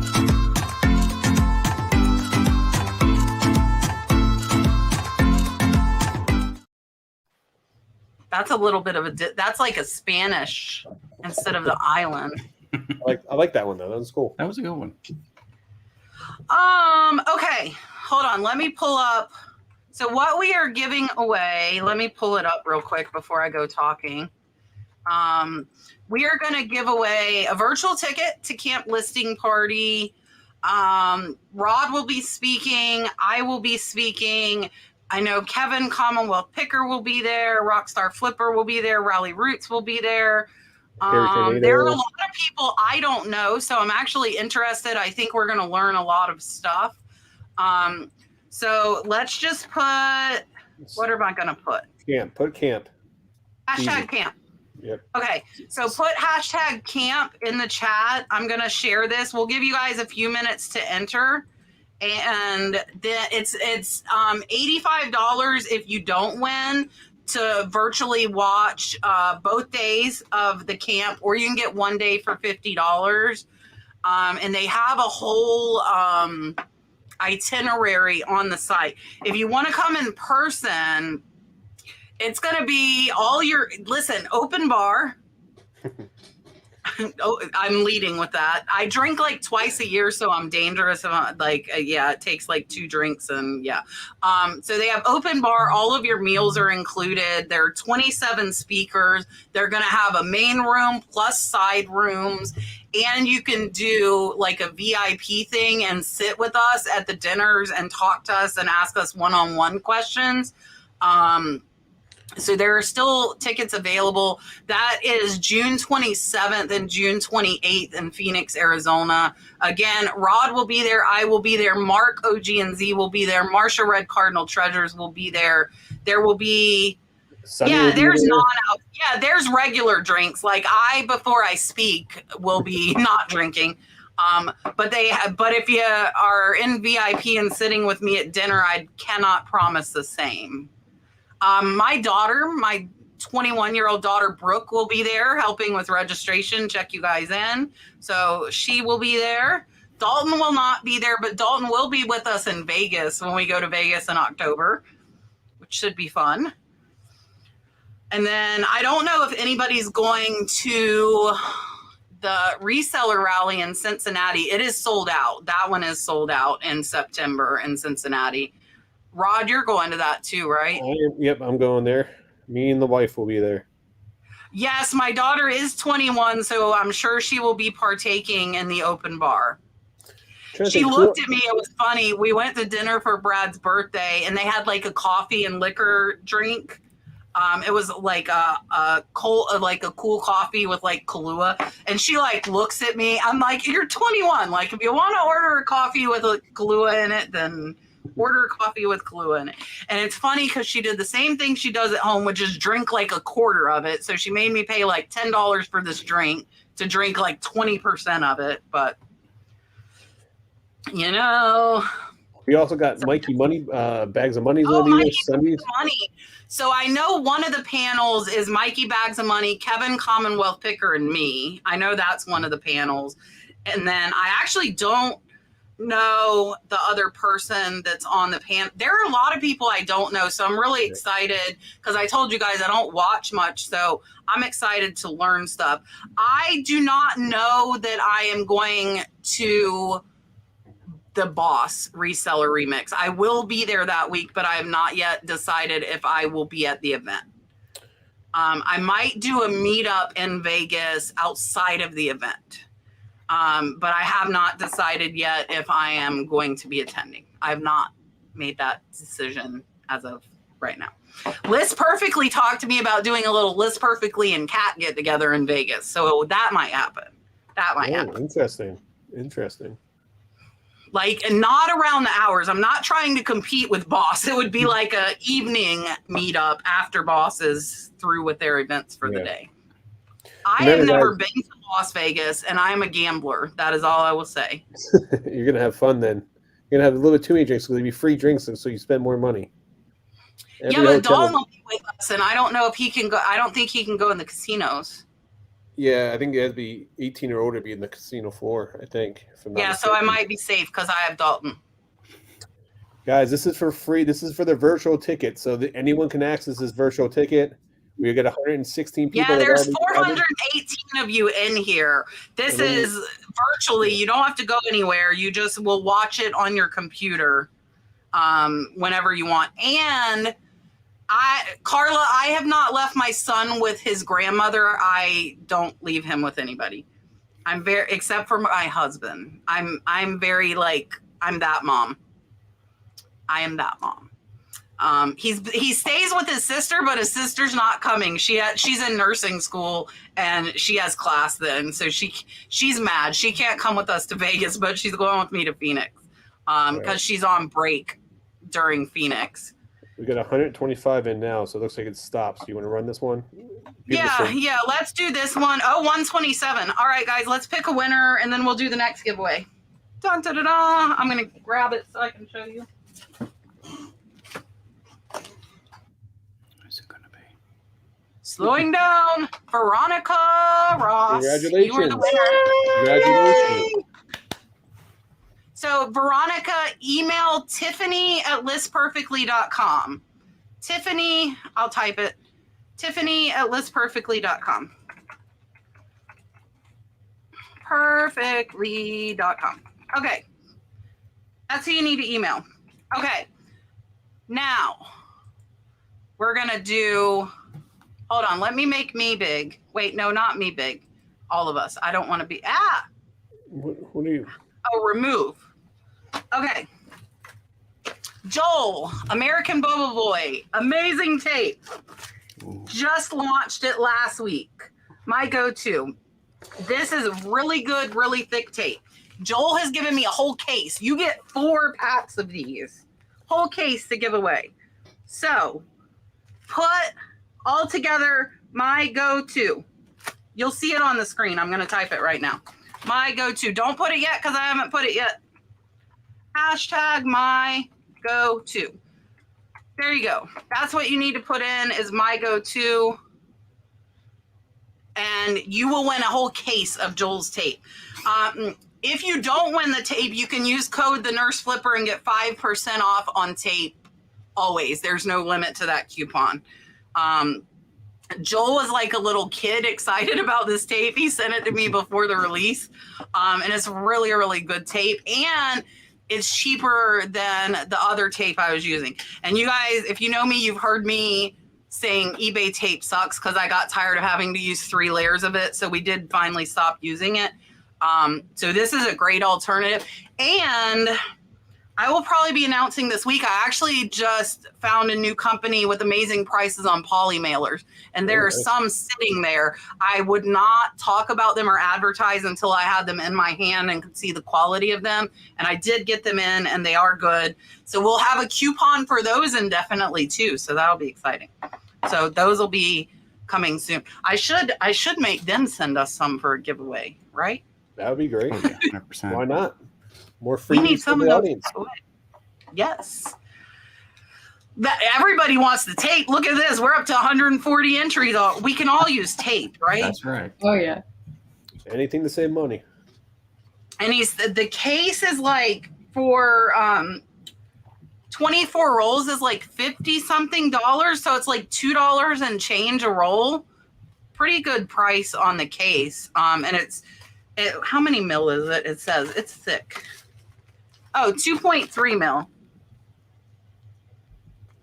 So it's really, really nice. And it has good tabbies, which is what I like. I hate when I can't find the end to like start a roll. That's like the worst ever. That's the worst.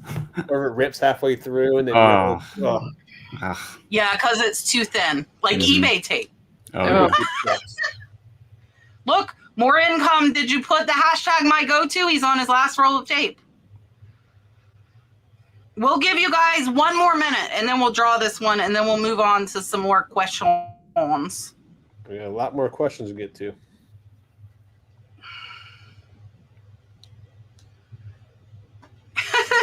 All right. Yeah, we're definitely not finishing them. All right, guys, let's go ahead. Let's draw. Well, get to 160. 1 more person enter. 1 more person. You can do it. Hashtag my go-to. Is it going to sit at 159 now because I said that? 100%. Oh. Totally. No, it's still sitting there. Yeah. Come on. Okay, there it is. Let's draw. That's like the longest, when you're watching the clock, it goes slower, that kind of thing. Elaine R. You're the winner. Yay, Elaine. So I'm going to type my email. So you email me, and I'm going to give you a code to get that tape. There that is. All right. Let's stop sharing the screen. Where did Rod go? He ran away. All right. He's gone. Lisa. Is there a bug in there? Yeah. What? That happens to me, and I'm like, I've done that in a couple of videos, and you can't see it, so I look like I'm like seeing things. Lisa said, do most resellers use natural lighting? Sometimes by the time I get around to it, daylight is gone. No, I use all artificial lighting. I have a setup in the garage. I do all my listing in the garage, 100%. Like, I don't even come in the house anymore. I use actually a little bit more natural lighting. Today I was going through all my tools, like my personal tools, and I was putting them in lots and selling them because we were trying to make room for something else. So all that was natural lighting. And sometimes if I want to go outside and it's nice, I will actually like take pictures because I sell like metal things, so I don't need a white background. I don't need all that like really fancy stuff. Like Kayla sells a lot more like clothing, and that's what she lists. I list all like tools, so I can throw it on the tailgate, take a picture when it's sunny outside, and that works for me. Yeah, it's pretty easy. But no, usually I use all artificial lighting.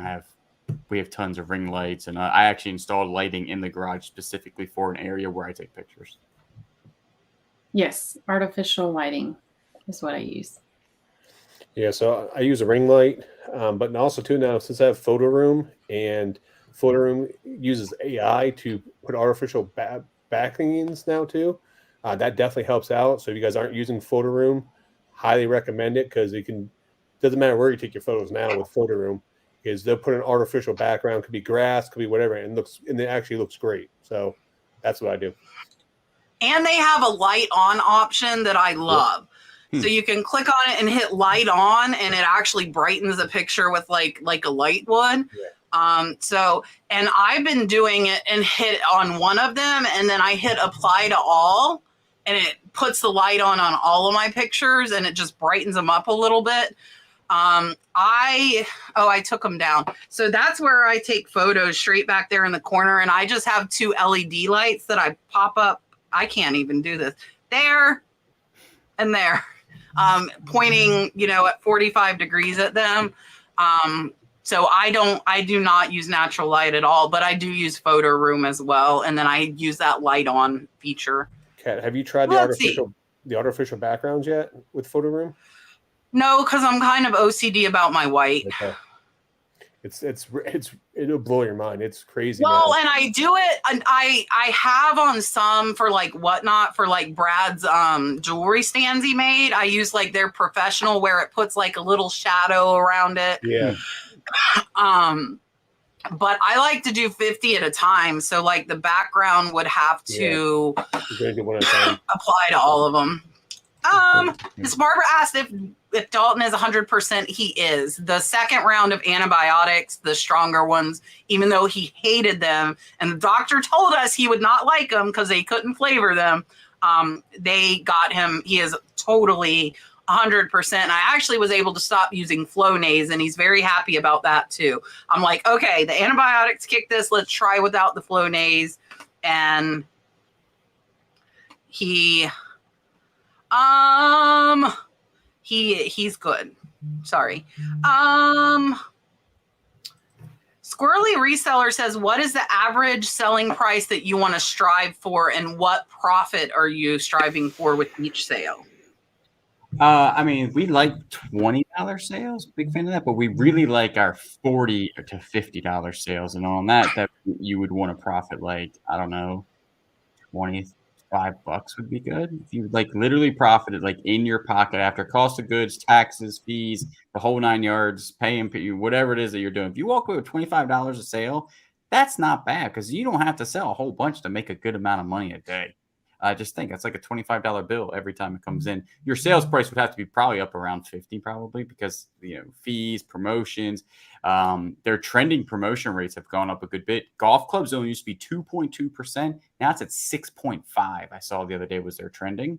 So that if you're like just doing trending, just take a look at that because I used to do trending for golf clubs, but my good golf clubs now don't even do that because they'll sell without that. But yeah, I would say that's where we'd like to be. That's where I like to be. Where do you like to be, Kayla? Yes, the same. So for me, I don't strive to have a certain selling price. I know that may sound weird. Mine's actually a listing price because if I can my goal is to list $500 per day. So if I'm going to list $500 per day, my goal is to try to sell $250 per day. But I do sell action figures. I do sell a lot of high-end items and stuff like that. So that's it just depends. I was averaging about $35. It was my selling price, my average selling price. But Julian, you got my text, didn't you? That's ridiculous, bro. I just sent him a picture of the shoes that I had with the AI background in it. So we use photo room too. This is insane. After this live, I'm going to show Kayla. This is the now you have to send me it. Yeah, it is. Yeah, that's crazy. Yeah, you can actually probably post it on the screen just so people can get a better understanding. But it's a pair of shoes I took. So the bottom and the top picture were I'm gonna both make you done. big. Just show everybody. Oh, okay. Hold on. Let me see. Pull it up. That's crazy. Yeah, it's nuts. So if you guys can see this right here, the bottom photo right here is I took in my my little stand at home, and then the top one is it took this bottom photo where it was just positioned the other way, and that's the artificial background. So it took the regular shoes and automatically gave me that background. I didn't pick it, and that's the background it gave to me, and that's what I used for my main photo. Oh, so it's AI. I wonder if it would pick it. If it would pick different ones for each photo. Shoes, yeah. It does. If you did it in bulk. So if you can't do it in bulk, you have to do it one by one. That's what, bad thing. Yeah. But you only do it for your first picture. So for example, like your resin that you do, your mushrooms, it would automatically put that mushroom in a garden. With other mushrooms. Friends. So when I do like shoes, it puts in a So if I put some on Etsy, field. I need to do that. Yeah, I highly recommend checking it out and trying it out. But it just rolled out like last month, and I've been starting to use it now, and it makes such a difference. Like I want to buy those Hokas now. I just bought them out of your store just because of that picture. It's sold.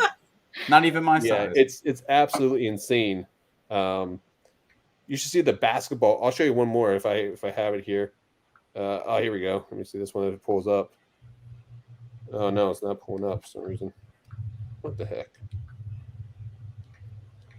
Yeah, figures now wants to be difficult, but yeah, it's absolutely insane. I highly recommend you guys check it out. Churnock Connection. Is that only if you have the advanced? I mean, I subscribe. I subscribed. I pay like $80 a year for it or whatever it is. But with that, get it on Black Friday. I got it on Black Friday, and now it'll expire every Black Friday, and then I get the Black Friday deal. Oh, that's brilliant. Yeah, but it makes such a difference with your photos. It literally, and what the cool thing is it actually takes like what that is and looks for items that are similar to that. So it literally, I had a pair of cleats. It literally put it on a football field. Like it just knew, and it gave you like 7 or 8 different options for it that you can do. And concrete, it put it on like the one. It took a picture of like a pair of shoes and put it on like a New York high rise, like on their balcony, and just sitting there on the balcony, and they just look super cool. Really? So, but yeah, it's definitely a game changer. Yeah, no, that's cool for sure. And then, so for me, I would like to get to a $50 average selling price. So my goal is kind of $500 a day, $250 profit minimum after all the fees and everything. So that would be 10 items at $50 a day, ultimate goal. But now that I do Whatnot, I would probably be good with like 550 items a day, with having Whatnot in the mix. That's what I would like to get to. But that's like years to kind of sell through what I have, because I still have a death pile full of $10, $15, $20 items that I paid for. So I'm not going to just get rid of them. I am going to list them. But yeah. Susan sent us $10 super sticker. Thank you so much. I haven't done the beach one yet. Here you go.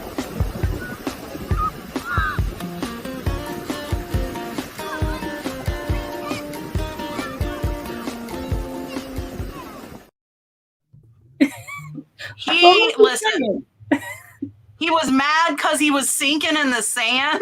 You know how like when the water comes, he's like, Mom, like he's like, and I told Brad, and it's hard because he's getting older. He's like a mini adult. So like we tell him, don't talk to me that way. So when we get on to him, he says, don't talk to me that way. I don't like when you talk to me that way. And I can't so he's having trouble thinking he's not an adult.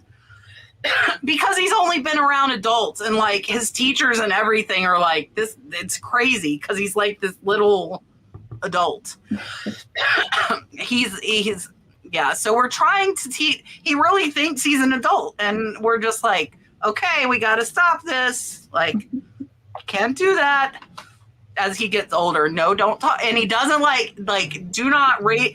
If he thinks me and Brad are like, if we change our tone of voice, he's like, stop that right now. He does not there's no arguing allowed in the house of any, no debate, no nothing. Dalton does not he's like, nope, not doing it. He's funny. Oh, Squirrely Reseller also wanted to know if they need to send you a shepherd as a present, Julian. Oh, we would love one, but Willow doesn't like other dogs. So we're one dog family.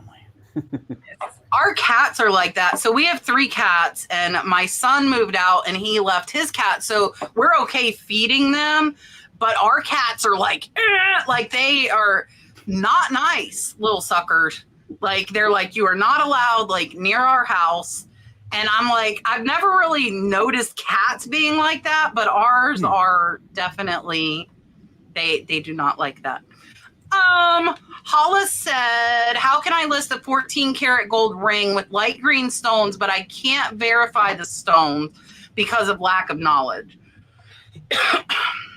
Personally, what I would do is we have now a connection to a jeweler, and I'm going to that guy, Ruben.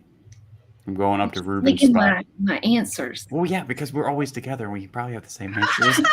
You would go to Ruben too. You know the same jeweler I know. Yeah, Ruben. That's what I would do, because we went up to that guy and we asked him a whole bunch of questions. We got some gold the other day, and now Ruben's a good guy. He'll tell you anything. I just walk in there and be like, hey, what are these stones? And he's very knowledgeable, very nice, and he does it for free. He's good. But make sure you do your research. So would you say a local jeweler is what you would recommend? That's what I would do, because we have one that's knowledgeable about that. So for me, I would pick up the phone and call Kat, because she handles all the jewelry. So I would get her advice so she can take this question. Yeah, so I have a Presidium that identifies stones. I actually don't use it much because of starting everything at $5 on Whatnot. I don't feel like it's worth the time for me to use it. But you could, you could go to a local jeweler or pawn shop. Some pawn shops are amazing with helping you. You could also post in a group and see what people think, or you can just put, you could put 14 karat gold ring, gold or green stones, and put that you don't know what they are. I will tell you, with gold and with a lot of silver, people want to know how many grams it is, because they might be looking at it for melt weight. So I would make sure you put how many grams it is, and you could just put light green stones. Light green stones is probably peridot. And if it's a gold ring, my assumption would be the stones are real. So it sounds like it's peridot. That's really the main light green stone. So you could also put peridot in question mark. You know, I've done that on some pieces where I don't know what the stone is for sure. The big thing with gold, though, is going to be the weight. People are going to want to know that weight. And that's going to be your big thing. We have got time for like 1 or 2 questions left, guys. Mary said, what do you tend to promote or not promote on eBay? Julian, I know you were just talking about the golf clubs. Are there other things you don't promote? We don't promote right away. We promote about 2 to 3 weeks after we list it. And then we'll run like a whole store type of promotion at trending, other than high-end golf clubs. Like a Scotty Cameron's always going to sell, a new Ping's always going to sell. It doesn't really need to be promoted because they're very sought after. So, but other than that, we pretty much promote everything that we got now. We don't, I'm trying to think, other than high-end golf clubs, or that's really about it. Or like we had all those Jordans we didn't promote and they sold fairly quick. Yeah, you do all the promotions. Yeah. So for me, I pretty much promote everything in my store, unless it's like something that's like a one-off high-end item that no one else has on eBay, because there's no sense of promoting at the top if I'm the one who has it. But I mean, just to compete with the general public, I mean, you got to be at least at minimum promoting at least 2%, I think, across your store for majority of the items. Yeah, and I am OCD and don't want to see you have 5 items to promote. I promote everything. And that's also because I buy really low. I think you need to kind of take that into account. I typically buy at like 10% of what I'm going to sell for. So I'm okay paying an extra 10% to get more sales. So I promote it trending plus 3% with a cap of 12. I don't let it go over 12%. And that's just me. And a lot of people run eBay stores without promoting anything. So I think you Like, it really depends on how popular it is, how much competition. Jewelry is a category I would say you better promote, and you better promote high, because you've got all the people overseas competing with really, really low prices. So it's hard to get your items seen when it comes to jewelry without promoting, unless it's a really, really rare, high-end, like rare item, like anything else. But if you pay up, be careful, because you got to have that room there. So I would just look at like your own kind of business model and what you're doing. I was going to put this up. So Left Lane Fine said, shout out to me. I raid it or whatnot sale. I raid every single night. We typically have 40 to 50 people in our sales. And what raiding is just sending everybody to another seller at the end of the show. I am not doing anything with you at the end of the show, so why not go help a smaller seller? And I tend to pick the people with the fewest amount of people in their lives, so the ones that I'll have the most impact on by going into. I used to alternate and do big sellers and then small, but now we do 95% small sellers, unless like Sonny, Las Vegas, if Sonny's on, sometimes I'll raid him. And if I see some of my friends. But yeah, so you're welcome. I am more than happy to help.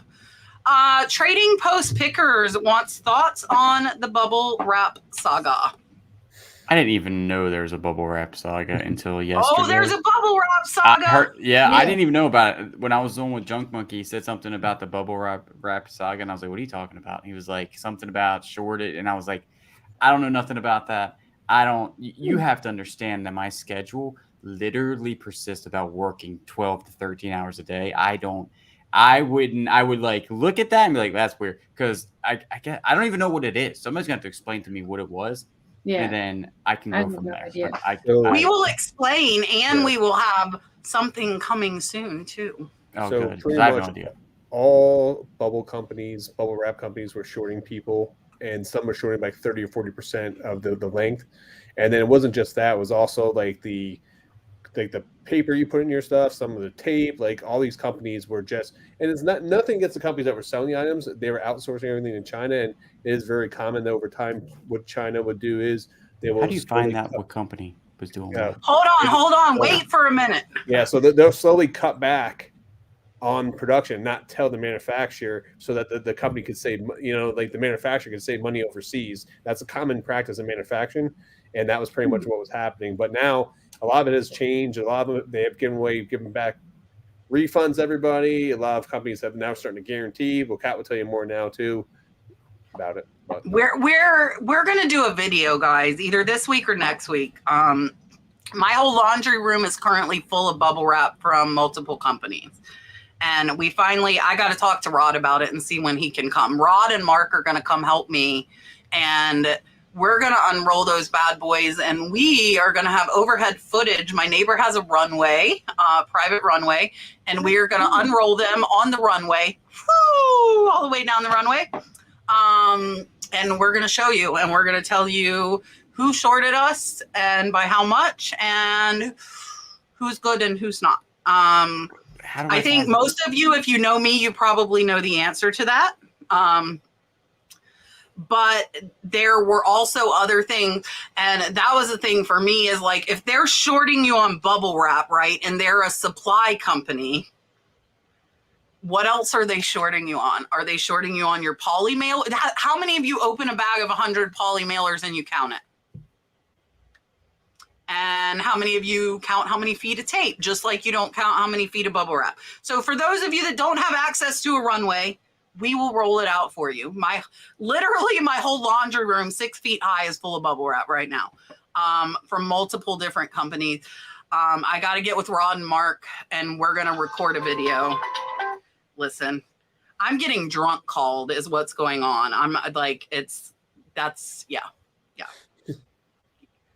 By an ex from 5 years ago who somehow found my phone number. And Brad's laughing. I'm like, do you want me to give him your number? He's like, do you want me to turn off the breaker to the shed? That's what he said. That's pretty good. So Brad thinks it's funny. Okay, we're going to block here in 2 seconds. Anyways, there's some of my drama that's happening this evening. Okay, one more question, and this is a good one from 540 Flips. How do you find the time to manage listing, packing, sourcing, and still do videos? I record a lot, but I struggle with uploading consistently due to time. Yeah, my key was that Kayla came on full time. Like I got a second person. Like basically that would be because It's a lot. yes, it's a ton. YouTube, if you want to, if you want to put out consistent videos, it is a time just grab, and it's not just the editing. It's not, and that's what people always think. Oh, you got to edit. You got to no. When you're out there filming, you have to deliberate. I was talking about this last night. You have to deliberately do stuff. You have to talk to the camera. You have to move slowly. You have to show the camera at certain angles. You have to deliberately move the camera if you're seeing something. You have to bend down differently so the camera is facing the item. You have to do all this stuff. So you're going way slower than you usually would. And then if you want to do like a what sold video, you have to talk about that item. So all that takes time too. And and then you have to go edit it. Then you have to go through on yard sale videos. If you have, we've had 100 yard sale videos in one Saturday, like clips. You have to go through all that. So what I did is I went to my wife and I said, you need to quit your job. I was like, I can't do this. There's no possible way for me to continue on all this content and then keep eBay afloat because it's very, very difficult. If that's not an option, you have to manage time and keep to a very strict schedule then, because you're like, okay, I got to get that out. I got to list, I got to pack. And then when something goes, if you don't have a lot of packing that day, don't mope about it. Do something else. Like go do videos. If you want to do, you're struggling with uploading consistently, do bulk editing and bulk videos. So one day, go out there and source, right? Come back, list what you got or list how many you want to do. And then the next day, sit down and edit all your videos. Split them up, edit them out, and then do that in one whole day. Sit down for 8 to 10 hours and just get it done. Because that might give you a week. It might give you 2 weeks. I don't know how many videos you drop, a day or, a week. But that's how we do it. We don't do a video a day. It's not like we go thrifting. Sometimes I do, but a lot of times I bulk edit. That is like the big thing there is go get a ton of content. Even if it takes you 2 to 3 days to get a whole bunch of content, sit down in one day and edit all of it at once and preload your videos. That was a long statement. I'm out of breath. You know what he said? So I'm a smaller channel. I only have close to about 6,000 subs on there. And I say this every time this question gets brought up. I lose money every time I put out videos. So, and the reason for that is not, I get paid on YouTube for what I do, but the amount of time I put into it, from filming to editing my videos, I might spend, from the filming, the editing, the final product might take me a couple hours, 3-4 hours. That's 3-4 hours I could be listing, so I may be able to list $2,000 worth of stuff on eBay, compared to what I'll, making cents on a dollar on YouTube. I do it because I love it and it gives me a creative outlook for what I do. So I will say you have to love it to be able to do it. Because if you don't love it, it's going to feel like a job and it's going to be draining on you. I love the creative aspect of it and be able to do it. But batching your stuff is the most important thing, and being able to manage your time, because the more I get put on my plate, I feel like the more organized chaos I have, the better I do, because I always have stuff to do and I'm always finding ways to get it done. And I like to get that pressure on me.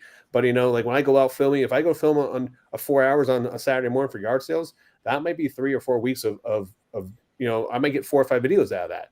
The biggest thing I could tell you is a lot of creators is know what your story is. It doesn't always have to be buying a great item. It could be interacting with people.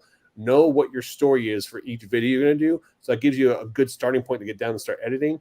Also, too, is batch not only your videos and batch your photos. Sit down and take 50 photos of items you want to list. Have them on your phone. So when you're taking the kids to school, you're waiting in the pickup line for 10 minutes, you can list 2 things on your phone. You're at the doctor's office, you can list 2 things on your phone. By doing that stuff all throughout the day, or maybe as you're eating breakfast, you list 2 things. As you're eating lunch, you list 2 things. As you're eating dinner, you list 2 things. Before you go to bed, you make sure you list 2 or 3 things. Now you hit, 10 items for the day because you were able to manage your time better and be able to fill those little voids.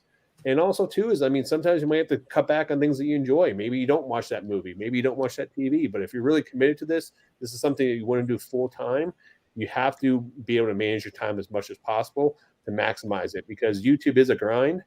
I will say, if people didn't see it, YouTube did announce today that they will be changing some of the metrics and how they're retained. So you're only going to need 500 subs and 3,000 hours of watch time within a 12-month period. That's going to be rolling out here in the future. So that's a big thing for a lot of smaller channels, because it was 1,000 subs and 4,000 hours of watch time. So keep that in mind. But make sure you guys just keep grinding. You have to love the process. If you don't love the process, you're not going to succeed doing it.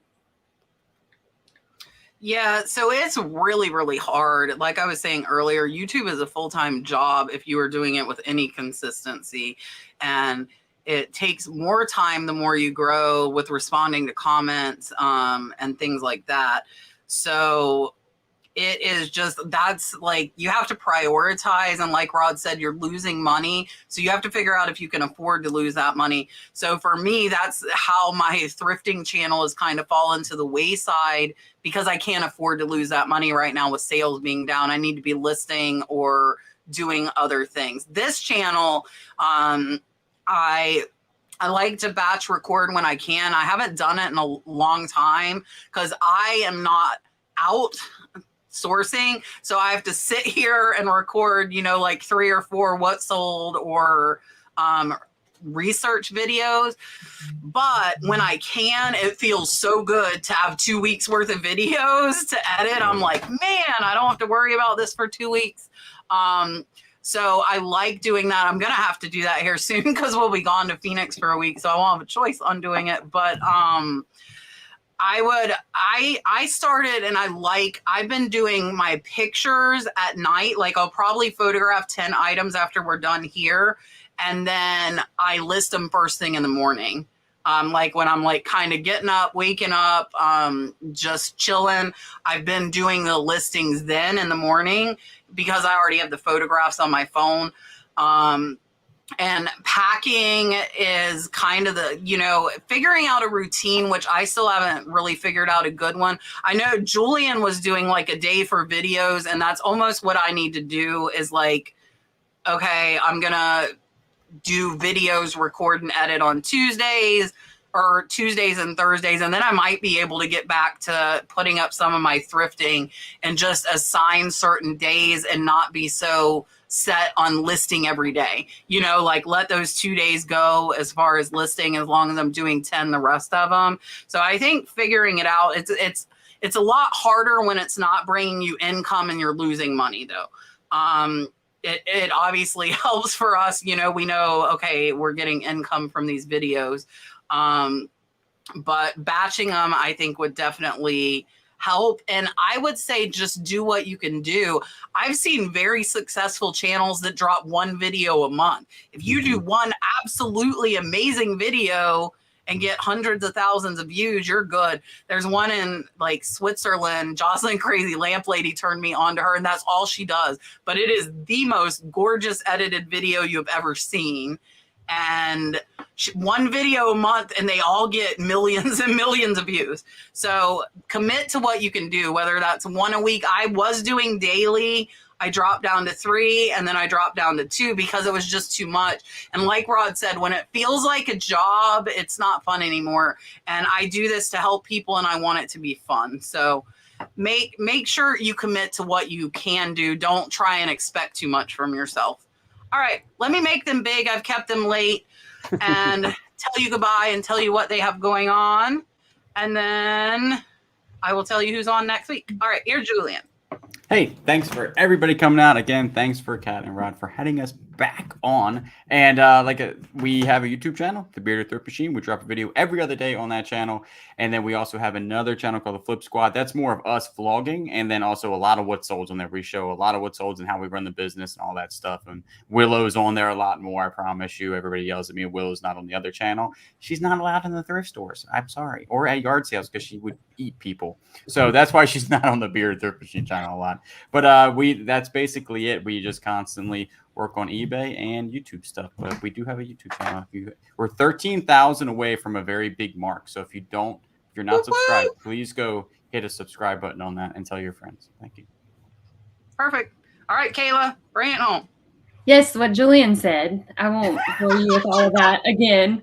But thank you, Kat and Rod, for having us on and for having me on. And this is my first live, and I had so much fun. So thank you guys for everybody being nice and for all the questions. Perfect. Rod, what's going on? First and foremost, thank you guys for being on the show. Appreciate you guys here. And also, to make sure you guys sub to their channels. They're getting really close to 100,000, and you get the official YouTube plaque. So they would actually make it then. So you can show it off to everyone. So make sure you guys go subscribe to the channel if you're not. You guys can check me out. I drop videos every Tuesday, Friday. I just dropped a new video where we bought some Pokemon mystery bags at the local flea market. Got some good stuff.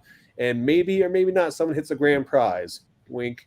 But so check it out. It's up on the channel now. Also, there's a lot of questions we can get to tonight, about 15, 16 questions. Please send me a message on Facebook or Instagram. I answer every single response and every single question. So I am here to help you guys. And next Wednesday, I'll be doing a plush whatnot.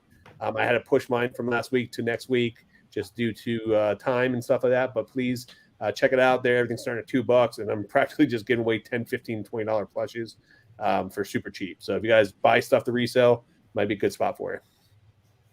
Perfect. All right. Next week is going to be fun. There will be 5 of us. We will be joined by Mike, Dan, and Joe, January House, Dan and Demand, and Philly Picker. So that will be a fun show. So it will be me with 4 guys, and they like to joke around. So that will probably be a fun show. I do want to tell you guys the following week, when we are in Phoenix, I think it's the following week. It is. I think it is. Yes. We will not be here. I won't be available. Rod won't be. Basically, all 4 people that were on the panel that Tuesday will be in Phoenix, which is 3 hours behind or ahead. 3 hours behind. Yeah. And we won't be done with the camp listing party until 11 p.m. Eastern. So for the first time ever, I am handing my show over to 4 other people. You will still have a show, but it will not include me or Rod or Sunny, Las Vegas, who was going to be there, or Marsha, Red Cardinal Treasures. Yvonne Thrifty Rich is putting the show together. She is going to sit in my spot and run it for me. She's a good friend of mine, and we can't even watch it. So it's going to be like the Wild West on here. Yeah, so the show will go on without us. And I didn't realize, luckily Rod pointed out to me last week, he's like, we've got events till 8 p.m. on Phoenix time, which is 11 p.m. And I don't think you guys I don't want to start at 11 p.m. So we're going to let Yvonne and her friends, I know who 2 of her friends are, but I won't tell you, run the show for that evening. And I will be live on Whatnot tomorrow with amazing gemstone jewelry. And then Thursday, if you're a reseller, I got in 120 scarves from a viewer who took amazing care of them. They are silk scarves. They are name brand. I'm going to start them all at $5. That's going to be Thursday at 3:30 p.m. Eastern on Whatnot. Lots of room, really nice, big, colorful scarves. And then Friday, look. You know I have to show you some of my resin. I started playing with alcohol inks. So Look at that. I have some new pieces. Look at my little jellyfish I made. Isn't he cute? Oh, he's cute. And then I made a big old heart trivet. Check that out. So That's awesome. all of this will be available Friday. So every Friday I do my handmade resin artwork, and Aunt Roberta will be with us Friday with some of her crafts too. So Aunt Roberta will be with us Friday. So definitely come hang out on Whatnot. I will have a What Sold video out on Thursday. Thank you so much, Julian and Kayla. I'm happy to have them back on. Now you guys can see we didn't kick them off. We don't have any issues. We're still friends. So thank you guys for coming on. Thank you all for watching. We will see you guys next Tuesday. Bye.